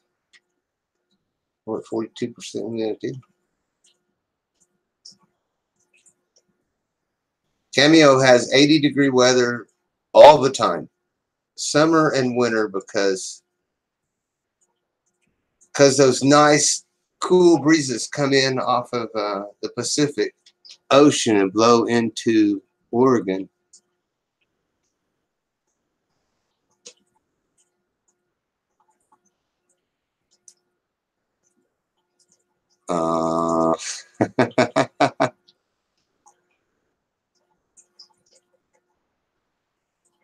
Hubby turns off that air, boy. He's looking at the electric bill. Cameo sees me. I haven't run my Hillbilly air conditioner yet either, Cameo. I need to get up there and set up the sprinkler because July is going to be hot, and I can save $100 or $200 on my electric bill by just, my neighbors think I'm crazy, but by just running the sprinkler on my roof, my flat roof, and just wash the heat right off. And it makes my water bill $10, adds $10 to my water bill and takes $150 off of my electric bill. So I come out $140 ahead.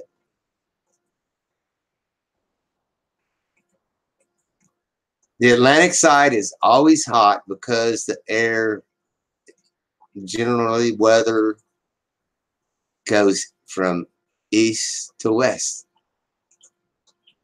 So, man, if you're up there in Seattle, Washington, or if you're in Oregon, you get nice cool breezes off the ocean and nice warm breezes off the ocean in the wintertime.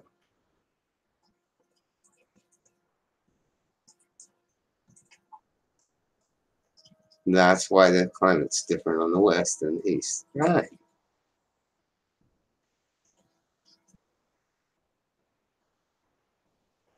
Well, Cameo, what kind of plants do I want to put on my roof? I don't have them up there this year, but the last couple of years, Cameo, I've had plants on my roof. The water sprinkler would water them, and then I like I told you, I would bring them inside and put them in the winter, in the window in the winter. Yep, sure did that. Now you know where those plants are coming from.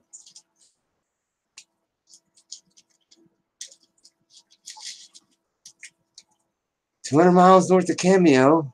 Brr. It's Alaska.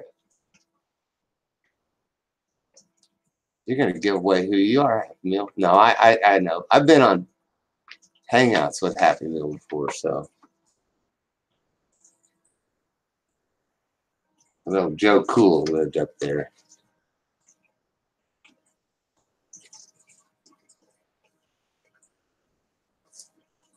Too bad we couldn't get Joe Cool in that hangout the other night, Cameo. It would be good to see him again. And Zoolander. Be nice to see Zoolander and Joe Cool.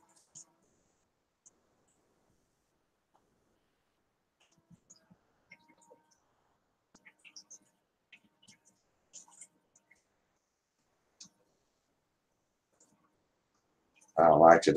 Joe Cool was always wearing his Carhartt cap. I'm like, I'm going to send Craig a Carhartt cap. I would love to see Zoo again. I mean, just to know that his whole life is not destroyed. Life brought him some terrible. Didn't cut him a break. Yep. She passed very quickly. It was a big surprise.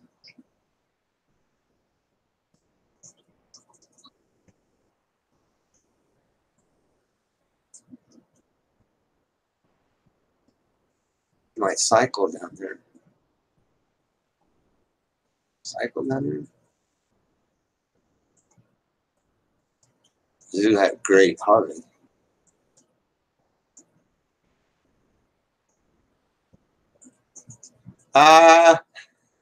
Everyone has handles. Yeah. I think I have one channel with my real name.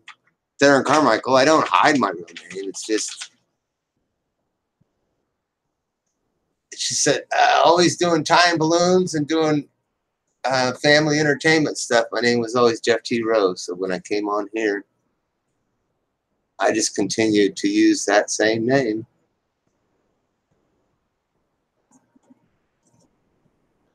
Zoo is very nice guy. Zoo. Straight-headed, pretty much.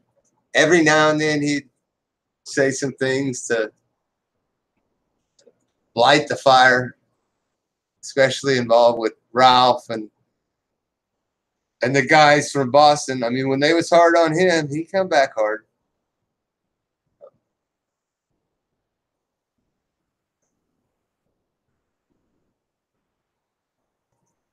Yeah, I don't know. You know, it is like it's CB, like a CB radio, Andrea. You know, you get a handle, or like flying an airplane or something. So I don't know. It's kind of hard to come up with. Oh, got retracted. That's okay.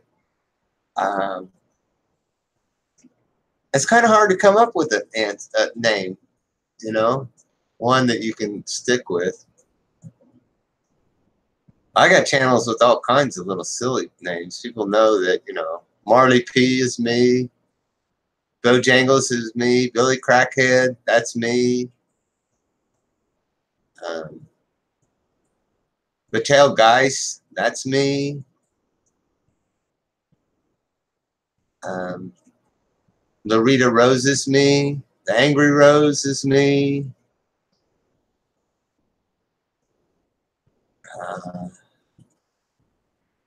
I have any more? I think that.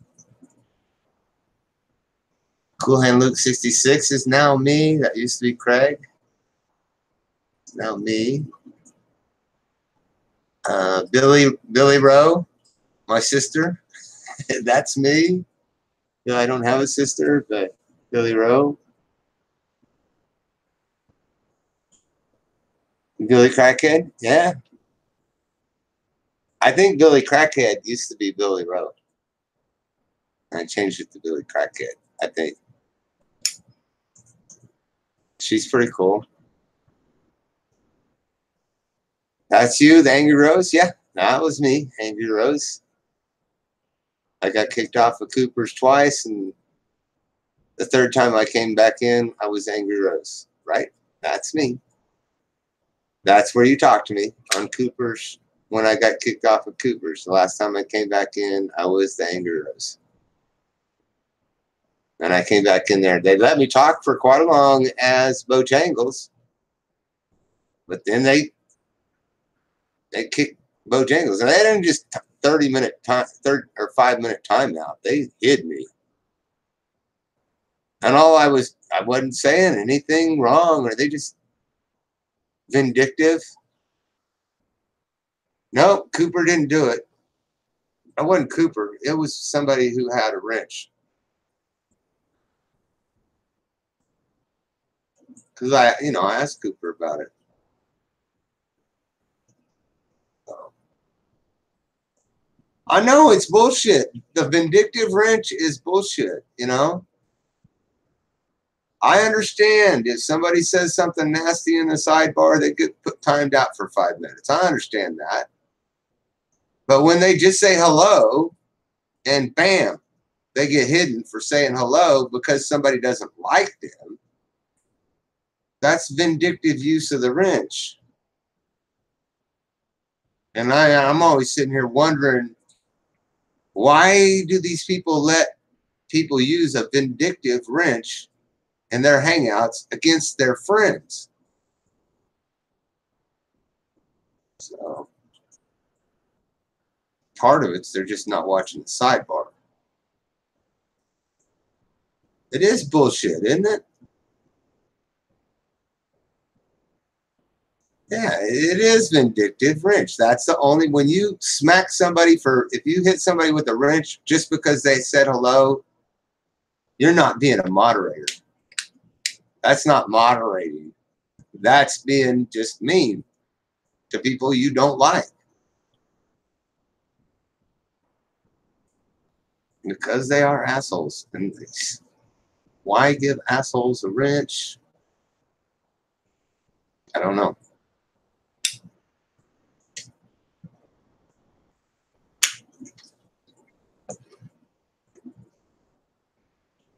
Unless you're just going to give everybody a wrench, which I try to do. I'm either going to give everybody one or nobody one.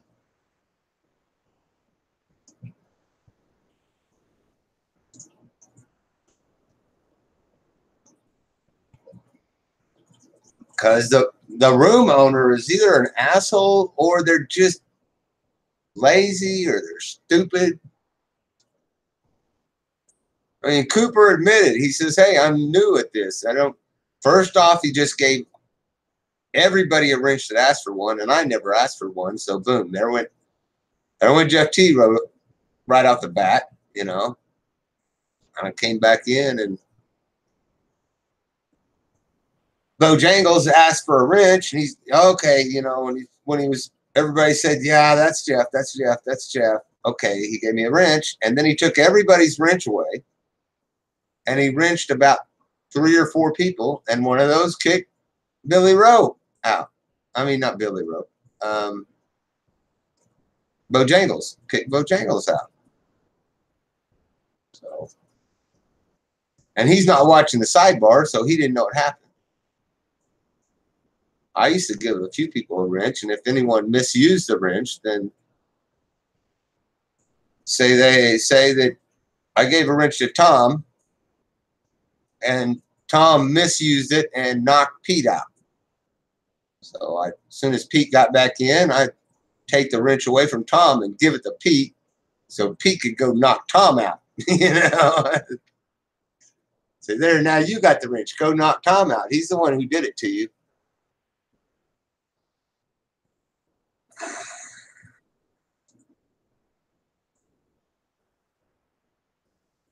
And he gave the trolls a wrench, Andrea. He sure did.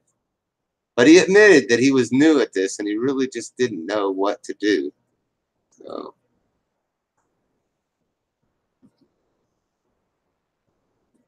get off the chats because they get nasty. I unsubbed a lot of people. And the only way that I get to Cooper's is by typing Cooper in the search. I'm not even subbed to Cooper. And I don't know if I'm going to be over there tonight. I probably won't. I might not even be home tonight. I might be over at Tiffy's. Because I want to be treated like a king tomorrow. And spend the night over at Tiffy's. And Tiffy's computer doesn't have any sound. It's hard to do Hangouts without any sound.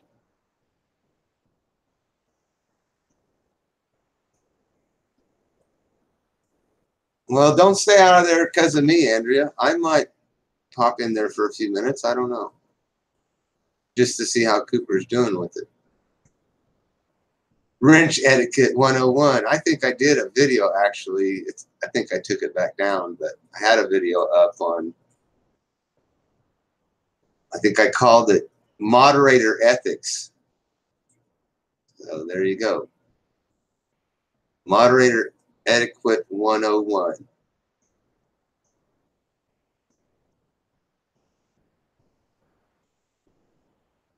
Oh yeah, Andrea, they knocked me out at least twice. I know that they knocked me out as Jeff T. Rowe, and they knocked me out as Bojangles.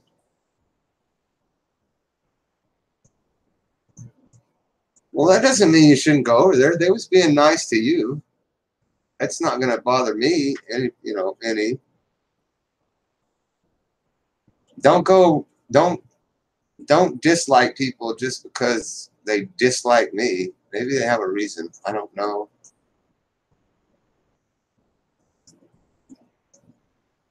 He's going to wrench the trolls or new people. And they knock us out. Why go? I don't know if Jeff T. Rowe is knocked out. I don't know if he knows where to go to unblock people. Because I asked him, I said, can Jeff T. Rowe come back in? He said, yeah. So I went and got Jeff T. Rowe, and I tried to come back in, and nope, I couldn't come in. I was still blocked. So either it just whacks you for that whole hangout, or he didn't know where to go to find out to unblock people. Which that wouldn't make any sense, because the same place that you unblock people is the same place that you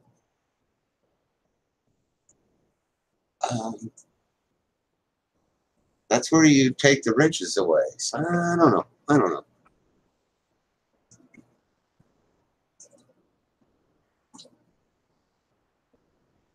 Some of the characters that Cooper has been letting in on his panel is right back to Dave the Farmers, Dave the Fisherman, Bob the Builder, Bob the Farmer, Dave the Fisherman. Those are people who come from his community, and now they're moving in and taking over Cooper's panel.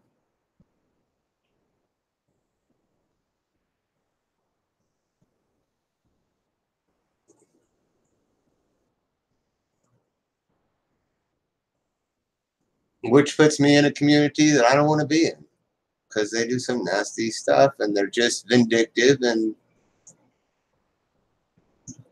they got nothing but riding coattails and causing trouble. That's all they do, which is bad content. They don't know how to do any good content, so all they got left to do is bad content.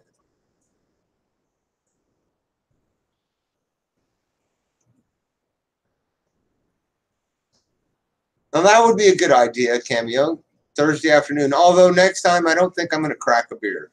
I think I handle my beer okay. But man, if I'm going to get attacked, I don't want to be sober. I don't want to be tipsy. Don't want to be drunk. I want to be loaded on coffee.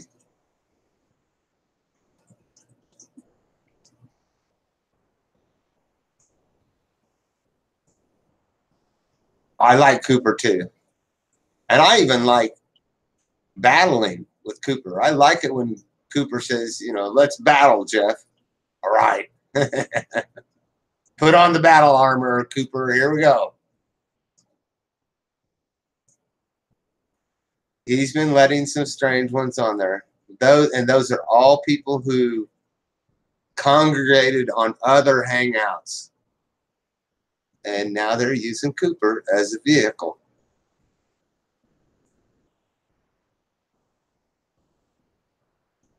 Though not use me as vehicle. I won't let them on my hangout. Of course, they don't come over here. I don't even think they know. Either they don't know I'm over here, or they know that I'm not the kind of guy that's going to let them come in and take over my hangout.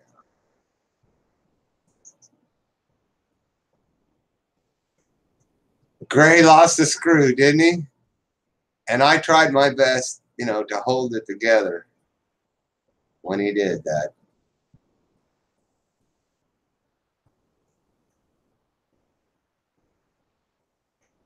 He does, Andrea. He let other people control his room. He's new. Maybe, maybe it's hard not to let other people control your room. So, some people, it's easier to control your room because they're not looking to use it as their playground.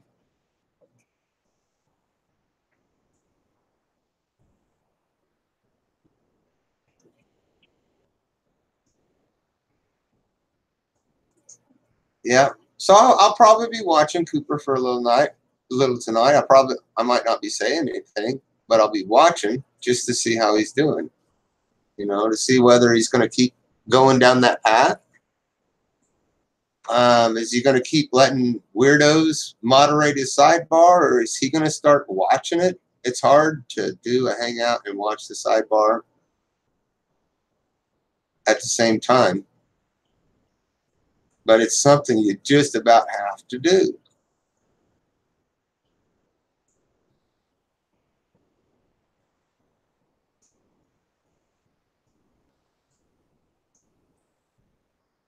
Yeah.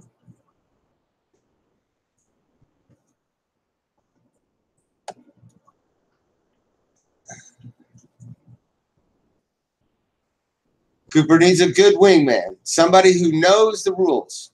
If you're going to have just one or two moderators, then you have to set rules for those moderators. You have to say, look, here's the rules. Okay. Here's what I want you to watch it for. Here's what I want you to take care of, and nothing else. And if I see you using that wrench for anything else, if I see you using that wrench just to be mean to someone, I'm going to take it away from you and find somebody else that can use it, that just can enforce my rules.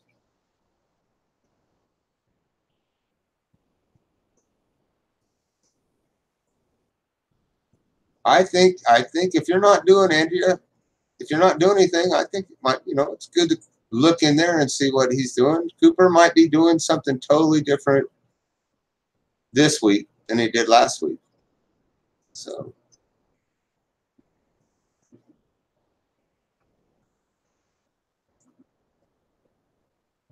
if that other crew's on there, I ain't staying either. No. If Dave and friends take over Cooper's hangout, I'm like, I don't need to see it. I just don't need to see it.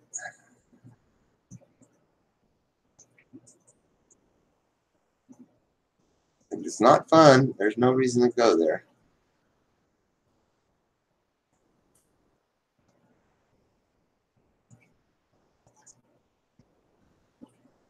And that, exactly, there you go. Andrew, he let Dave dictate.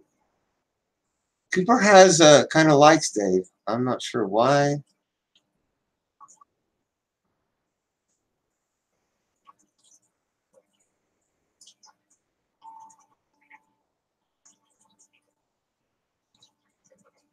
Vinny's all right as long as Vinny's not hanging around with that crew, though. Once Vinny gets in it, Vinny's a very well-mannered person for the most part. But you get him hooked on that crew of crazy people.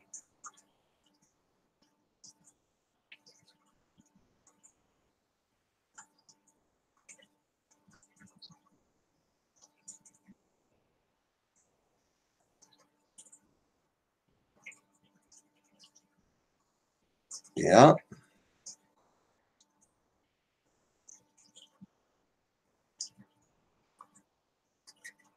It's 420. can't wait to get my 420 back. Oh, you know, I'm good with CBD. I'm good with the leaves, water leaves.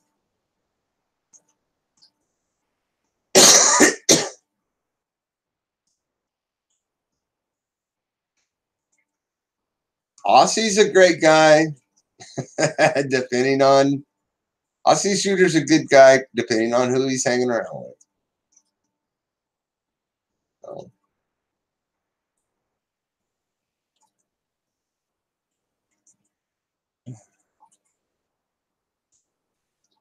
celebrate. When I go into a courtroom next month, I'm going to be, I don't think I'm going to have to do a UA or anything. I'm going to be clean.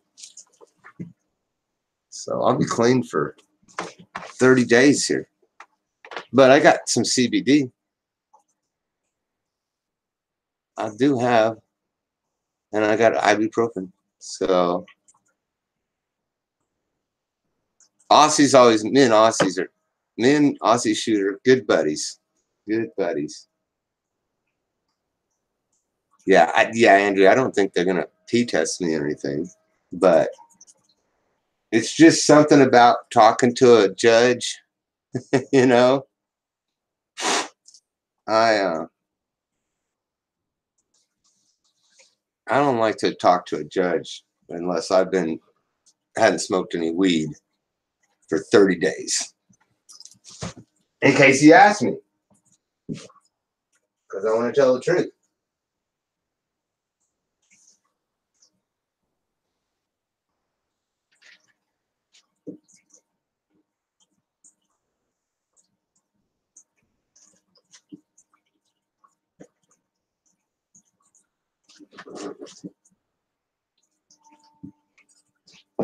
I've always found it to my advantage. When you go in and you go into court, you talk to a judge, don't lie.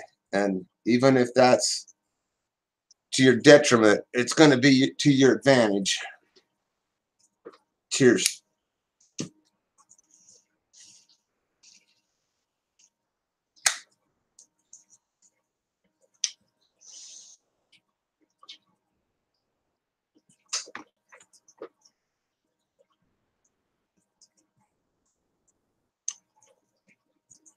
I need to go stock up on a little more of that.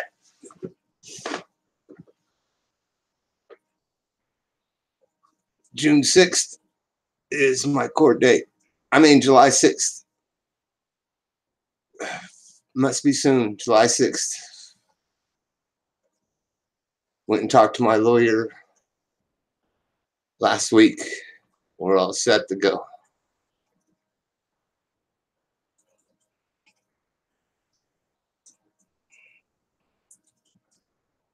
Oh, glaucoma.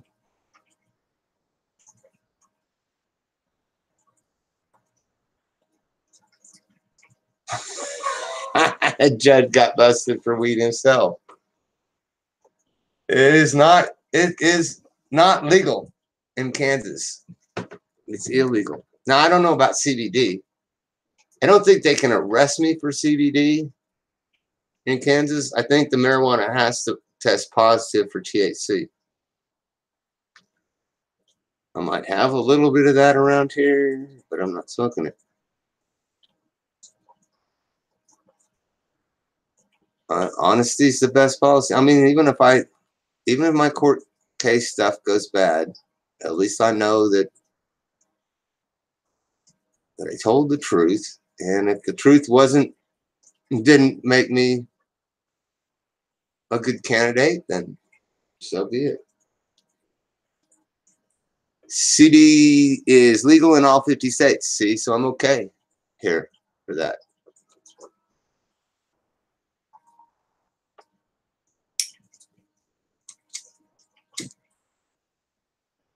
Yeah. Yeah, Cameo. I think it is legal because it has to test positive for THC. Unless it's alive. If it's alive,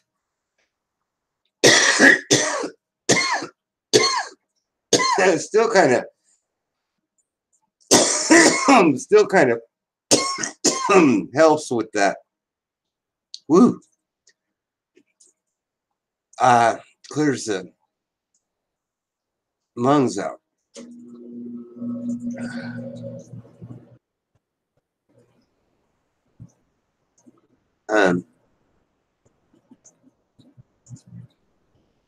Damn Freemasons. You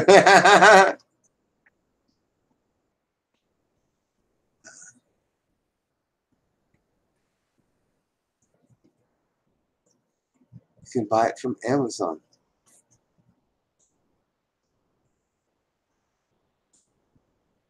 That's where it needs. I don't want to buy it at all. I want to grow it.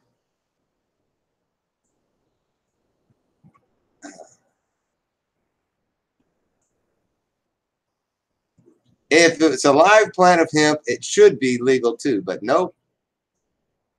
No, if they catch you with a plant here, that you're busted for a pound.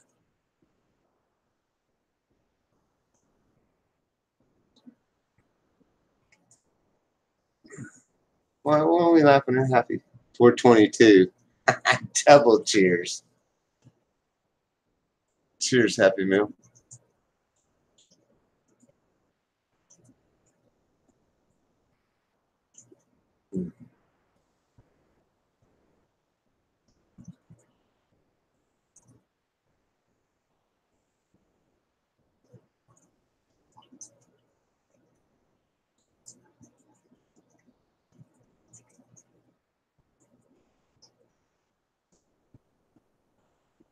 Amazon in Australia is hopeless? Huh? I don't know. I don't get it. I don't get it.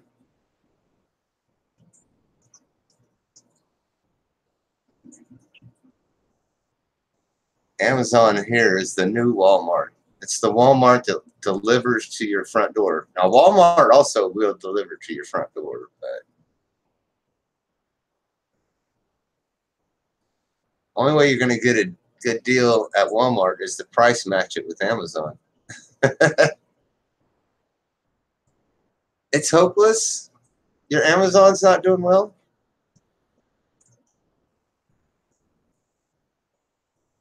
I don't get anything. I don't get everything at Amazon, but like if I want,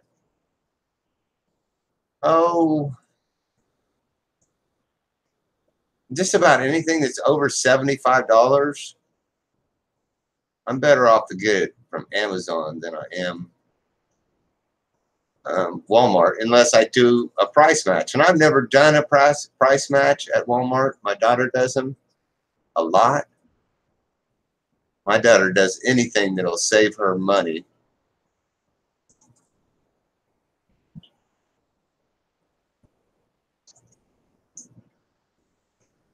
Walmart, I bet, I wouldn't be surprised if I could get Walmart to deliver groceries.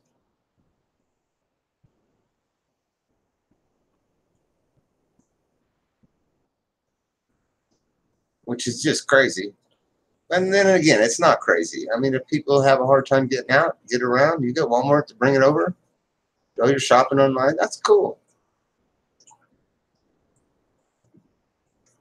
I like to go roam around in Walmart a little bit. Gets me out of the house. Great for, exactly, Andrew. That's what I was saying too. Good for people that can't get out. They just do their shopping. I've had Walmart. Oh, I bought an electric guitar for my granddaughter from Walmart. You couldn't go down to Walmart and buy the electric guitar. They didn't have it.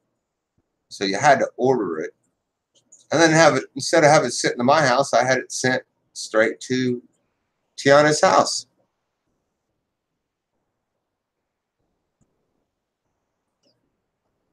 For her birthday.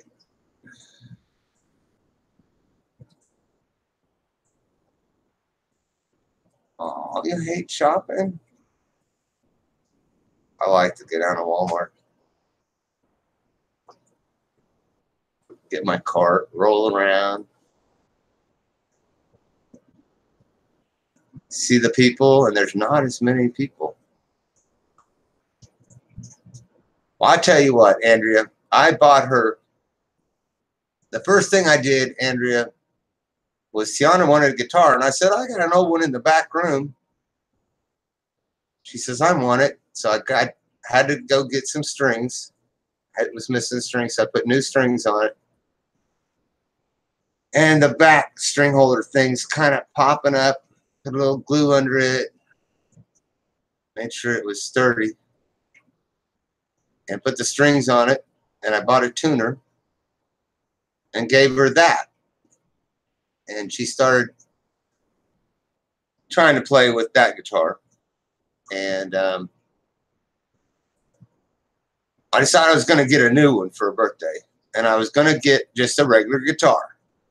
Because I knew the one that I had, you know, it was kind of old and beat up. I mean, it was okay. It played. I had to build the top fret. I had to make my own top fret to put on it because that had been busted off. I actually got this guitar out of the trash can across the street when these people moved. I'm like, I'll take that. I think I can fix that. So I thought I'd get her a new one. And when I got on Walmart, I seen it cost me just as much to buy an electric guitar with a small amplifier as it did to get a new regular acoustic guitar. And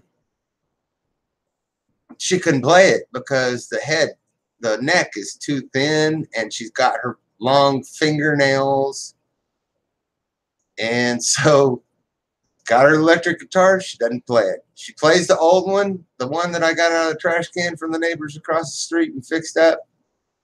She still plays it, but she don't play the electric one. But if she ever wants to play the electric one, she'll just have to cut off those fingernails, and then she can play it. So I would, if I was going to get one, Andrea, I would get just a regular wide neck, as wide a neck as I can get, acoustic guitar, and start there. Start with those three-chord harmonies. You learn 3 chords and you can sing anything.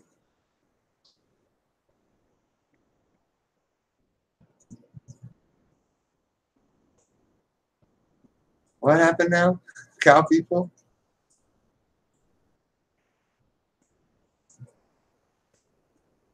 I can't stand the lights. That's all those people. I like the people though. Cow people, cowboys. I like cowboys too. I spend a lot of time not seeing anybody, so I got to go someplace to see some people. It's better to get Raylan and go to the park. So those are even better people. I find somebody to sit and talk with, actually. Oh, you gave the guitar away. Well, you're sweet for somebody that was looking for a guitar and you gave it to them. So, what are cow people? Cow poop kickers. That's a good question. What are cow people?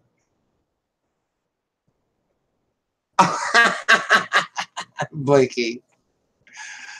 Oh my Lord.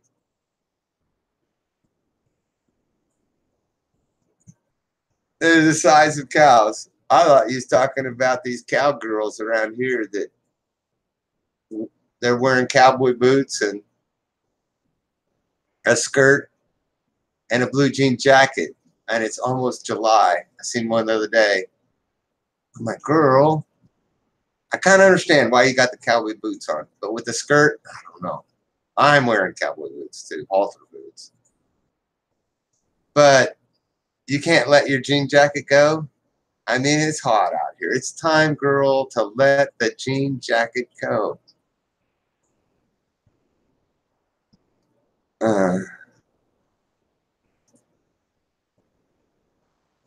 We're in roast beef. We're not in dairy country here. I'm in Kansas, so you do live in dairy country. I'm in roast beef country.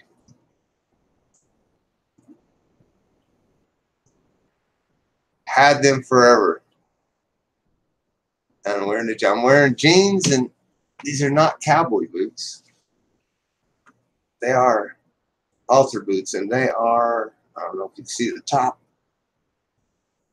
They are all the color across the front is worn off.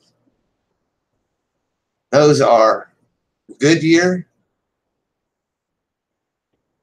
soles. That's the second sole. These boots are 20 years old.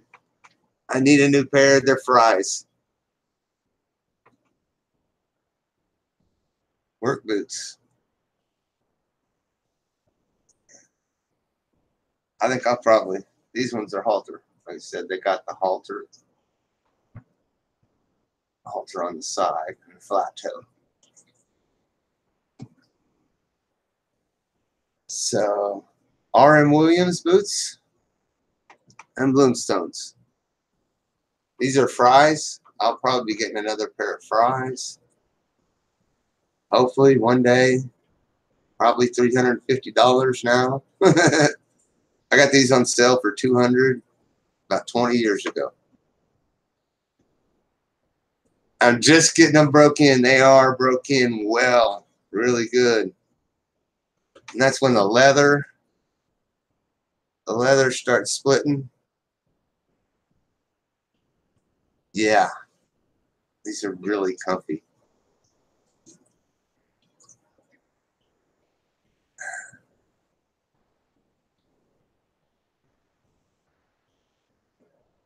I'll tell you, Blinky, when you put a new sole on, you get to choose what kind of sole you want to put on there. And you can put a sole that's twice as good as the sole that originally was on them. These are slip resistant, Goodyear. They got tread on them. Others, my old soles were flat.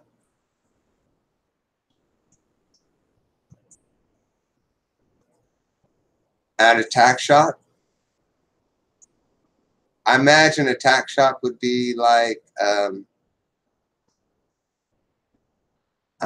ranch supply store. So we do have Atwoods down here, and they got good boots. I got Raylan boots at Atwoods. I think to get Fry boots, I'm going to have to probably order them online.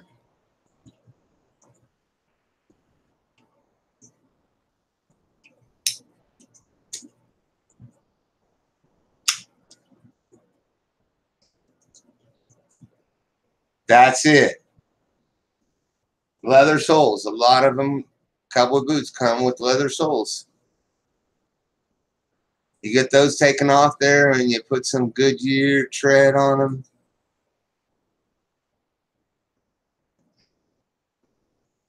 I don't think Goodyear does the weird thing. A leather sole, as you wear it, it expands. It gets wider and wider and starts making your boot look funky. Start getting bubbles on the bottom.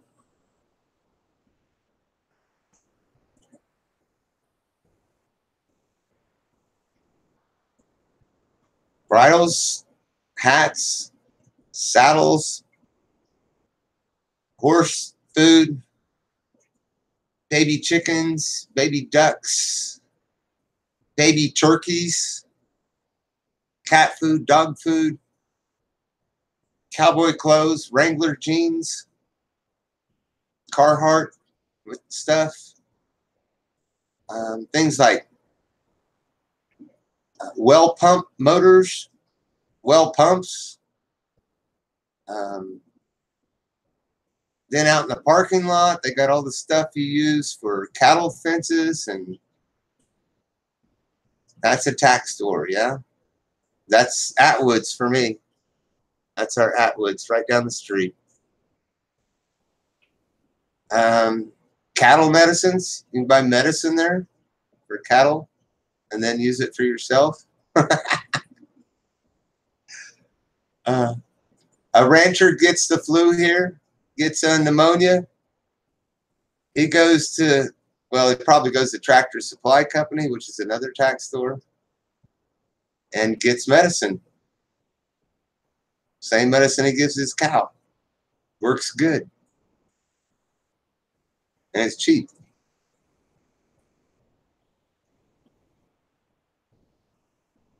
Yeah, you got to have an Atwoods.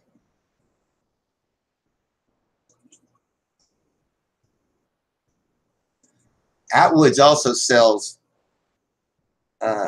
jelly and things like canned peaches. I mean, peaches in a jar and jellies and all kinds of stuff. Comes in jarred stuff. They sell guns. They sell deer hunting stuff. Sell bullets. They sell bows, hunting bows. They got all kinds of hunting stuff. Got a lot of stuff to fix your cars, your tractors, lawnmowers. They sell lawnmowers, chainsaws. Rooster medicine. That's what I get. The medicine, they use the same antibiotics for the cat, the horse, the cow, the sheep, the chickens, the rooster, and they take the same thing for themselves if they need it. That's where I kind of learned it from. Kind of. Actually, I learned it from my daughter, and then my wife was talking to, she works at Cracker Barrel. She was talking to some of her farmer customers about it, and they said, yeah, that's what we do too. Oh. And everybody on YouTube thinks I'm crazy.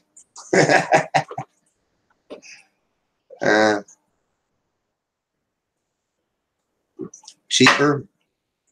A $6 bag of antibiotics will take care of two of having pneumonia twice. You remember the antibiotics for pneumonia? Yep. Twice. I need to go buy another set. I got well quick, and I was bad. My throat was tickling and itching and coughing all night long. I was hacking and coughing in my hangouts, and then boom, 2 weeks later, I was all good.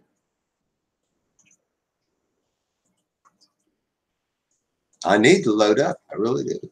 I need to, spend $12, get 2 bags. 1 bag for my medicine cabinet and 1 bag for my bug out bag, for my emergency bag.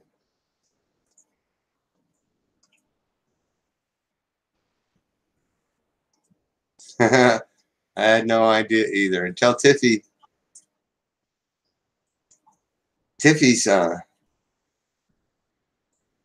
cat got an infection, and they had to cut it open and drain it, and then she was going to give it. She went to the fish store and asked for fish amoxicillin, and the guy said, "No, for your cat." He said, "You need to go to the cattle store and get cattle antibiotics." And she went there and she got him.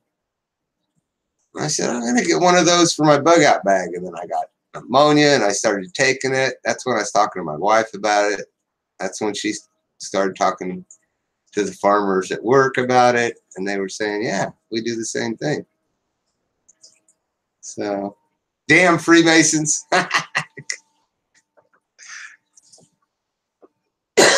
They want to control everything, don't they? They want to. That's why we can't grow this marijuana in our backyard, is because they want to control the pharmaceutical market and the alcohol, the beer market. The 2 people that hate marijuana the worst are the pharmaceutical industry and the beer industry. And it's not even so much, from what I hear, it's not even so much the alcohol industry, it's the beer industry. The beer, they worry that people are going to start drinking marijuana beverages instead of beer beverages. And it's going to put them out of business. And they're probably right. It's probably going to cut their business in half. Yep. And we all know it. And we just let them get away with it. I don't know why. I don't know why. That's life. I really need to go dig up some more of this to put in here.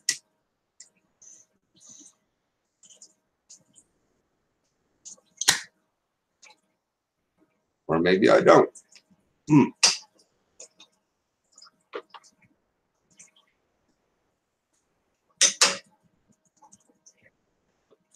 Just a hit or two of that, and I got a bad ibuprofen habit now too.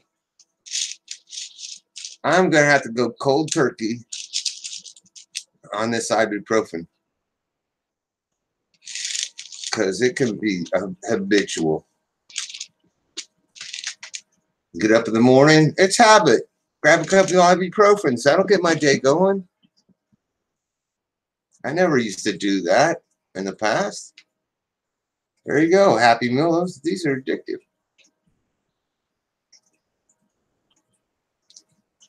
You get to where you actually can't start your damn day without taking a couple ibuprofens, or you're going to just feel like crap.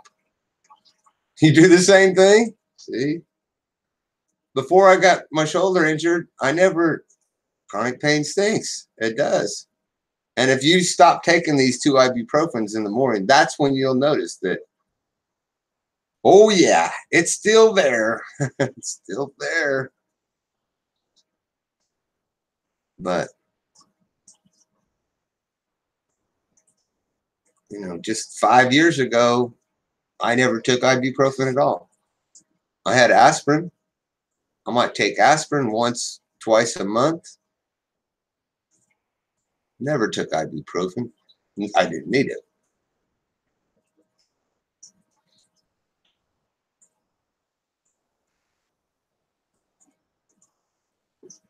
And now I can't start my day without it.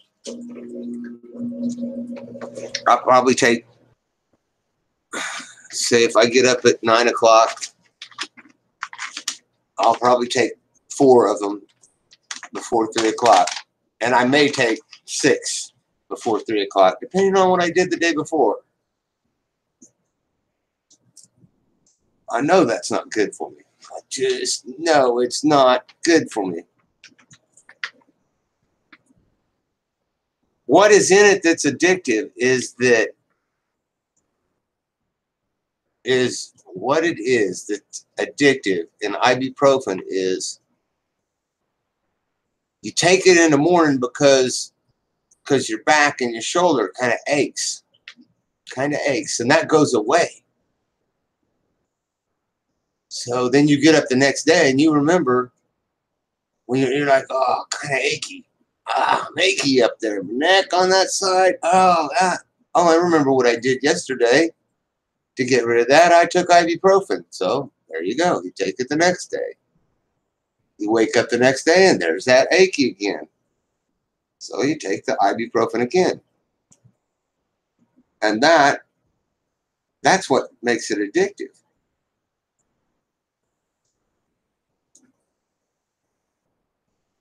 It's not like a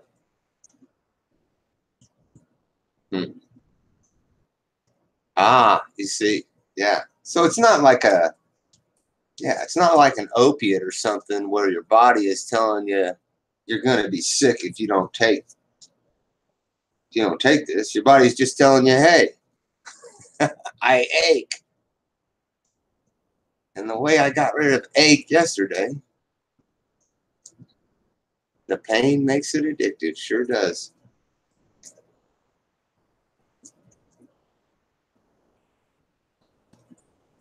See, if you're addicted to opiates, it's because of two things. One thing, it does that too. It gets rid of the pain, but also it gives you that spunk, that get up and go.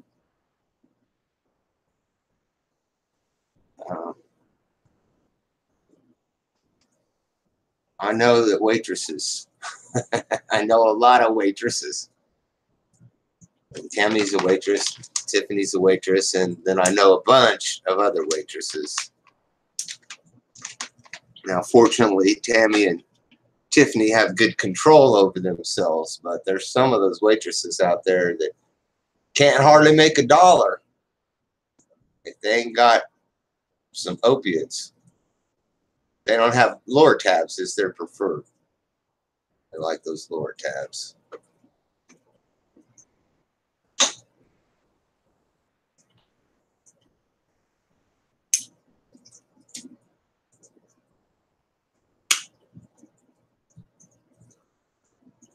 Chronic pain sucks, and I've had it for the last, especially last year and a half. Not so much now as a year and a half ago.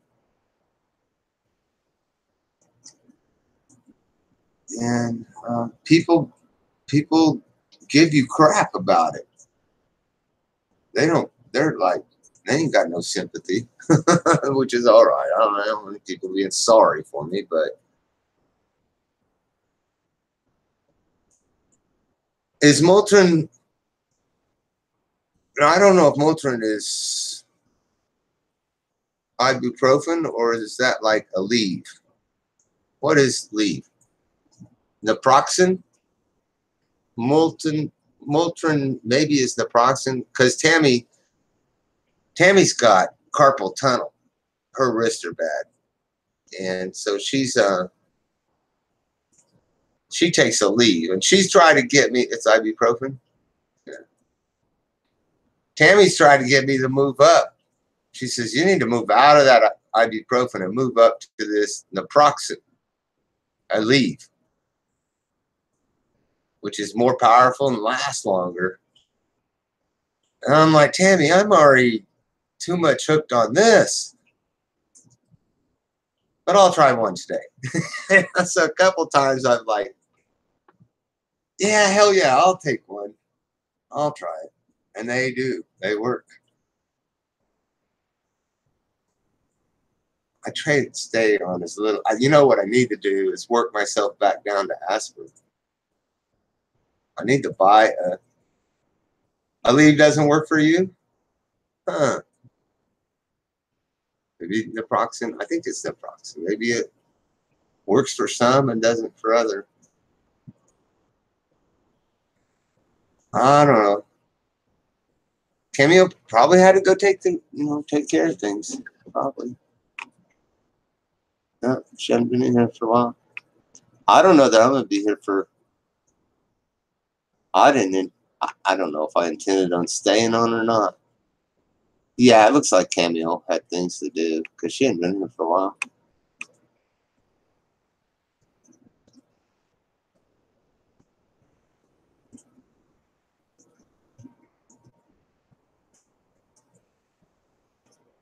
Cameo is kind of like me. A lot of times we don't even say bye.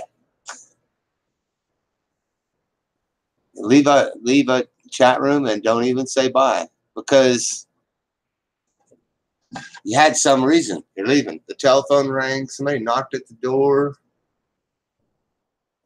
and you just walk away and don't come back for a while. Get back in here.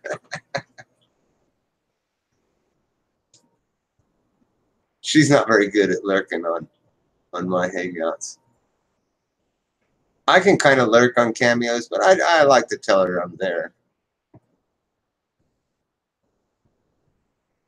There's a few people I lurk on their hangouts, and I don't tell them I'm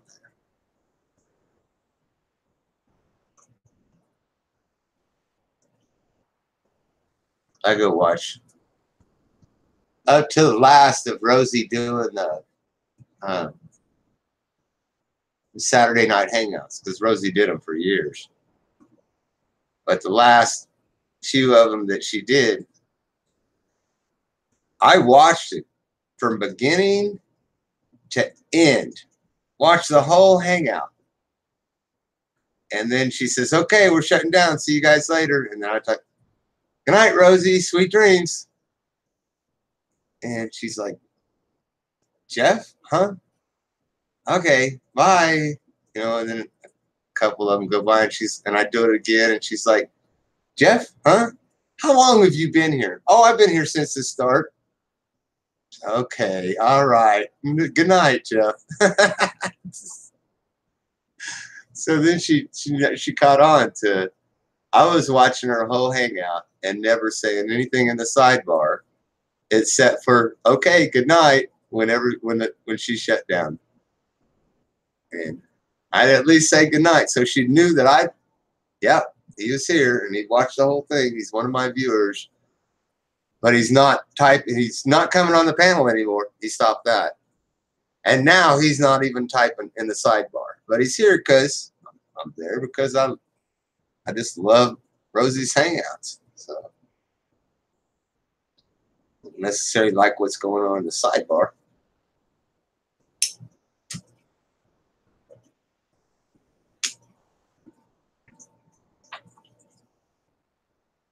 Keeps me from getting kicked around in the sidebar too.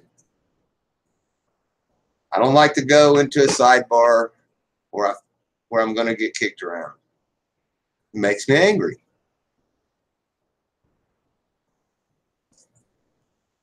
I think Andrea did you do 1 or 2 panels over at Rosie's or more? I don't know. Oh, I'm sure that Rosie will be back on. And the longer Rosie stays off, the more luck she'll have. The more luck she'll have, because we always like to see somebody come back. And we like to see how funny it is when somebody else tries to take their place. Who's going to take the place of Rosie on Saturday night? Well, Cooper's trying it. I think some other people have tried it. And it's like, now you're going to get judged. If you're going to do the Saturday night hangouts, you better be good, because you're going to get judged as to, are your hangouts as good as Rosie's old hangouts were? And so far, what are we hearing? Nope, not as good. Yeah, Cooper's good. He's not as good as Rosie was. So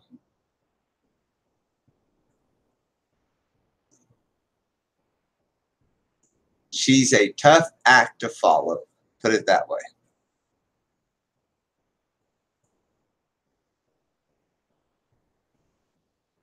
She's under attack. She shouldn't be under attack. No reason. No reason to be attacking Rosie. Rosie wants the best things on YouTube, but sometimes she falls into the worst parts.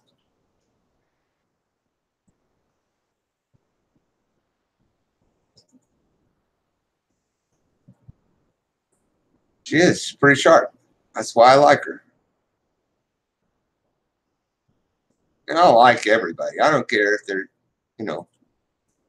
if they're sharp, if they're witty, if they're smart, they're not so smart.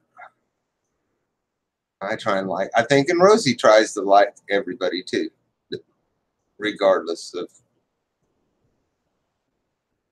whatever their cup of tea, their capabilities are. Except for Robbie.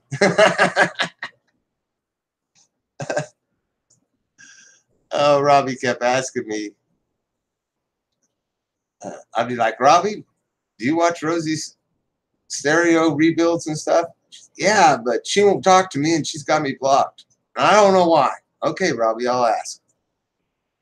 So I asked Rosie, and Rosie said, that guy's just said some things to me that I don't like, and I don't want to talk about it. And then I realized the other night that it's religion. Robbie probably went over there and told her she was going to go to hell and she's going to burn in fires, after she died and stuff. And she probably said, I don't need to listen to that. I would bet $100 that that's what it is. Which I'm not putting Bob. I'm not putting Bobby. I'm not putting Robbie on cold shoulder. He might avoid me for a while now, but I'm not giving him a cold shoulder. I understand. I understand what it is to be a Bible thumper. I've been in the same boat before.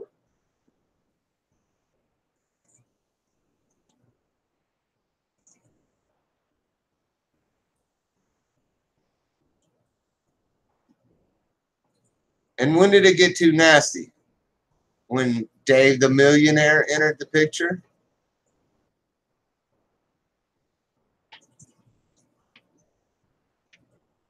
I think was pretty much a little bit before Dave the Millionaire. I have a recording of the hangout where Glamour Cat, and Elvis. Glamour Cat and Elvis got in a fight on Rosie's hangout. And then Bob the Millionaire started showing up too. And Cooper kicked the panel off. Remember when Cooper kicked me out first, then kicked everybody off the panel, and then kicked Rosie out of her own hangout? I think that's when I unsubbed. I made a video yelling at Rosie about it. And Rosie came back and she says, I didn't do it. I didn't have nothing to do with it. And I said, well, don't worry about it. I said, this is a good, amusing video, and it'll probably draw attention for the both of us. She said, well, you're right about that. And we just smiled and went on our way. You didn't know? Yeah, Cooper was the first one that started kicking people off kicking the hostess off of the panel. Cooper is the first one that I ever seen kick the hostess off the panel. And that night he kicked me off first. I was the first to go. And then he kicked the panel off, and then he kicked Rosie out of her own hangout.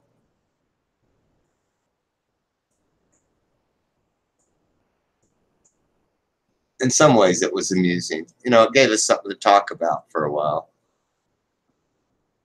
But then everybody started learning how to do it. So I learned how to do it real quickly after that. Somebody told me right quick, you know, how to do it. They told me who did it. They said, I've got a recording of it. Cooper, right before you disappeared, Cooper said, well, I guess it's time for Jeff to go to bed. Pow. There goes Jeff. He's gone. And then the rest of the panel, pow, pow, pow, pow. and then Rosie, pow. Yeah. That's what I hear. Of course, I didn't see anything after they booted me. I didn't go back to look. It wasn't long after that. The hangout was probably shut down anyway. Wow, why did he do it? Oh, Cooper and I, we were getting drunk. We were getting drunk. We had drinking. I wouldn't say I was getting drunk. I was just getting crazy. And he was probably drunk, or maybe he's getting crazy. We were both being drunk and crazy. And Cooper was bragging about blowjobs, how good he was. And he bragged about it. He bragged about it. And he bragged about it. I got sick of him bragging about it. So I started bragging about how good, I said, carpet muncher. I told him, he said, I'm the best guy doing blowjobs in the world. I said, well, I'm the best carpet muncher in the world. And I started talking about carpet munching, and time for Jeff to go to bed. Click, boom, I was gone. So, yeah, maybe not the best subject to be talking about. I try and avoid those subjects, but Cooper just had to stay on it, and like, okay, I'm gonna pitch in my 2 cents, but it ain't gonna be nothing like your 2 cents.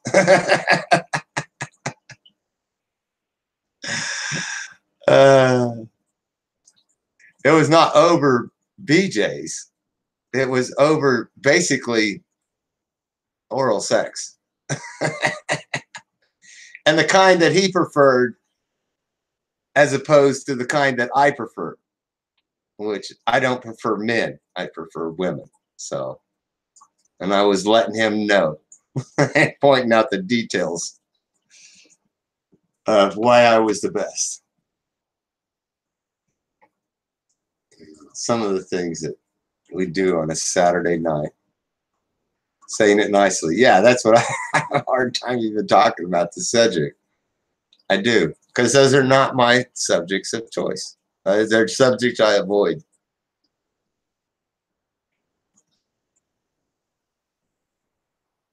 Yeah. It's just not a good subject to get. I mean, if you can't think of something else to talk about, my God.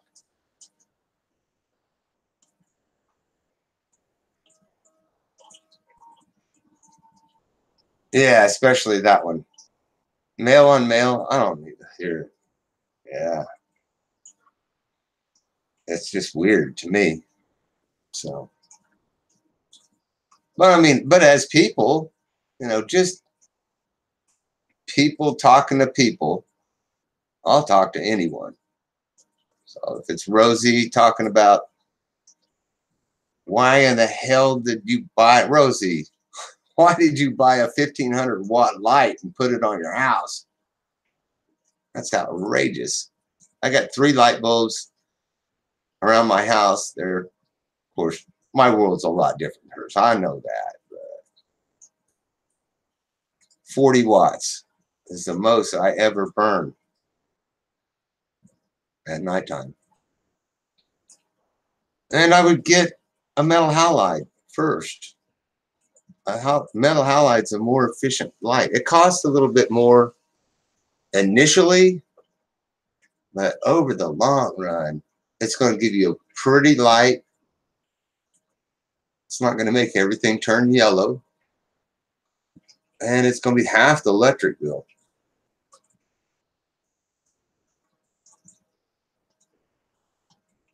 Playground smut. That's what it is. And it becomes a playground world. I don't want to hear it. I want to hear about Ellie's neighbors. When I go on Rosie's, I want to know what's going on with Ellie's neighbors. And I want to talk to somebody that agrees with me, like Theresa. Theresa agrees with everyone. She says, "I know," and then she'll come back and agree with you. That's Theresa. And Greg's just good all around general knowledge guy. Sometimes he's on there.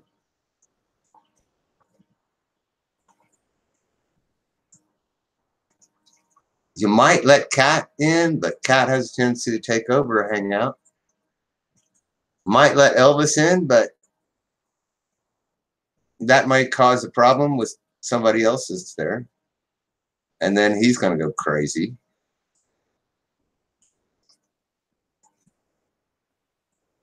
Elvis used to be okay to have in Rosie's. Kind of boring because all he wanted to talk about was his band.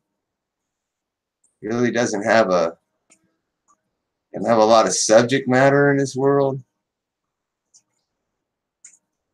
I know. Theresa takes over.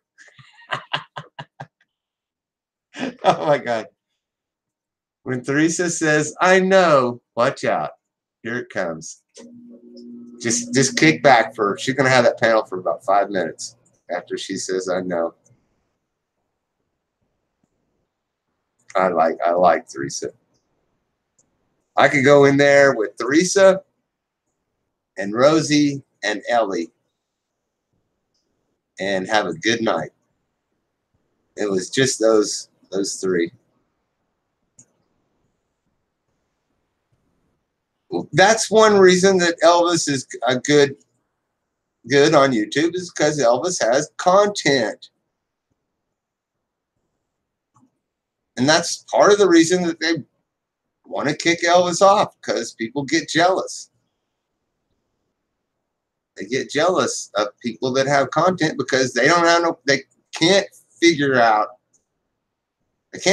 how to make any content of their own. So they're just riding on coattails.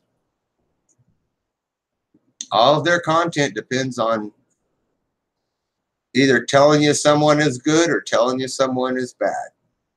That's riding coattails. I do it. I admit that. I admit I ride coattails too. But I don't ride coattails 100% of the time.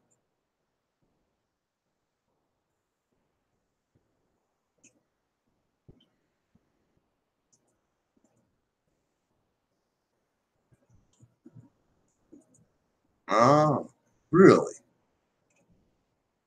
Hey, Ro, going to grow some hair. Is this name number 3?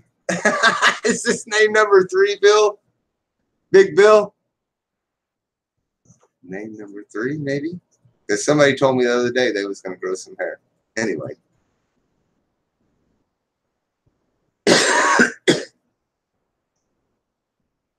Check names and see what they're, and see if they're capable of doing anything by themselves without having to depend on another YouTuber. As an example, you know, Prepper Wayne. I don't know if you know Prepper Wayne, but Prepper Wayne would be another person that be on Rosie's panel. That's a great guy to talk to, and because he has just a general world around him to talk about. Today he posted a video fixing an RV jack, and had to go buy some parts, and this bushing thing was, he was explaining what was wrong with this RV jack. Took it all apart. We could see all the parts in it and stuff. Well, that's not riding anybody's coattails at all. That is your original content. And those are the best. You know, a lot of names. Me too. Me too, Bill. I just named off a whole bunch of mine a second ago. The ones I could remember. You know Wayne, Prepper Wayne, and like him. Yes, Wayne is a good guy. He did a good video today. I remember he did a video once on re-roofing an RV. Showed us all the little details of how he re-roofed it. He did a video on restoring a gas tank for an RV. Of course, he did the videos of when he was moving from there into the city, and he did a video of the ones when he was moving back. I'm sure he did videos helping Nomadic Fanatic with his RV, but I never saw them. I don't think I've seen those. I'm not sure if I've seen those or not. Cool stuff. Yeah, he's got real stuff. That's what I came on YouTube to do, was real stuff. Stuff that was about me. Some of it I was mixed with other YouTubers, like Chicken George would do some folk art, and then I'd do some folk art. So did some of that. Kid Blood would do some comedy, and then I would do some comedy. So I might kick my comedy off of Kid Bloods, but that's not so much riding coattails is when you actually come on YouTube and the first thing that somebody sees you doing is riding somebody else's coattails.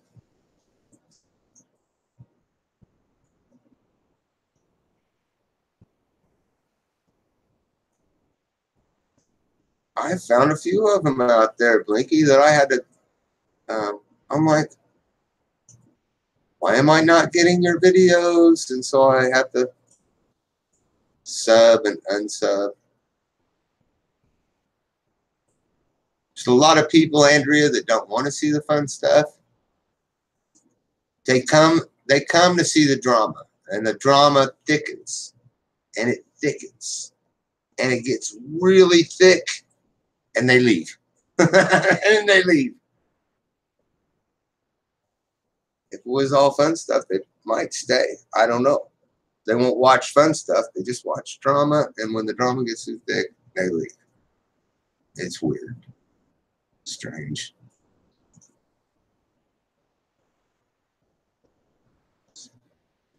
I'm gonna, I'm not gonna last much longer here before I got to get out of this chair and go do something. Dang it.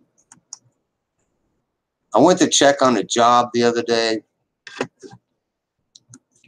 and they wanted me to put my email in, and I know better. I don't know why this is still here.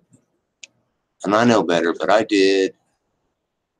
And now my phone is buzzing from them. I'm getting notifications. I just went in my notifications and took them out, so hopefully I won't see them.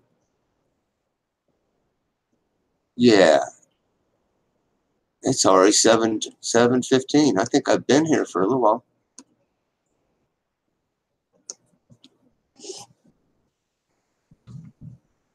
You hungry? We had to sit down and had a good chat. Cool. All right, you guys. Good. Cool. I think we had a good chat. It's great to see you. Hey, thank you guys for coming by. Give me somebody to talk to for a little bit before I get. I kind of started my day. But laundry. That's it. I'm going right now. I'm going to go put in a load of White Sox with a double dose of chlorine. Clorox. Thanks, you guys. See, my pleasure. Muy gusto. My pleasure. Muy gusto, Blinky. Adios. Hasta luego means I'll see you next time. Okay, you guys, have a great evening. Don't shy away from Cooper too much. You need to, look in and see if he's doing a good job. He might be doing better than next week. He might be doing worse. But I'm not telling you what to do. So follow your own. Cheers. Bye-bye, you guys.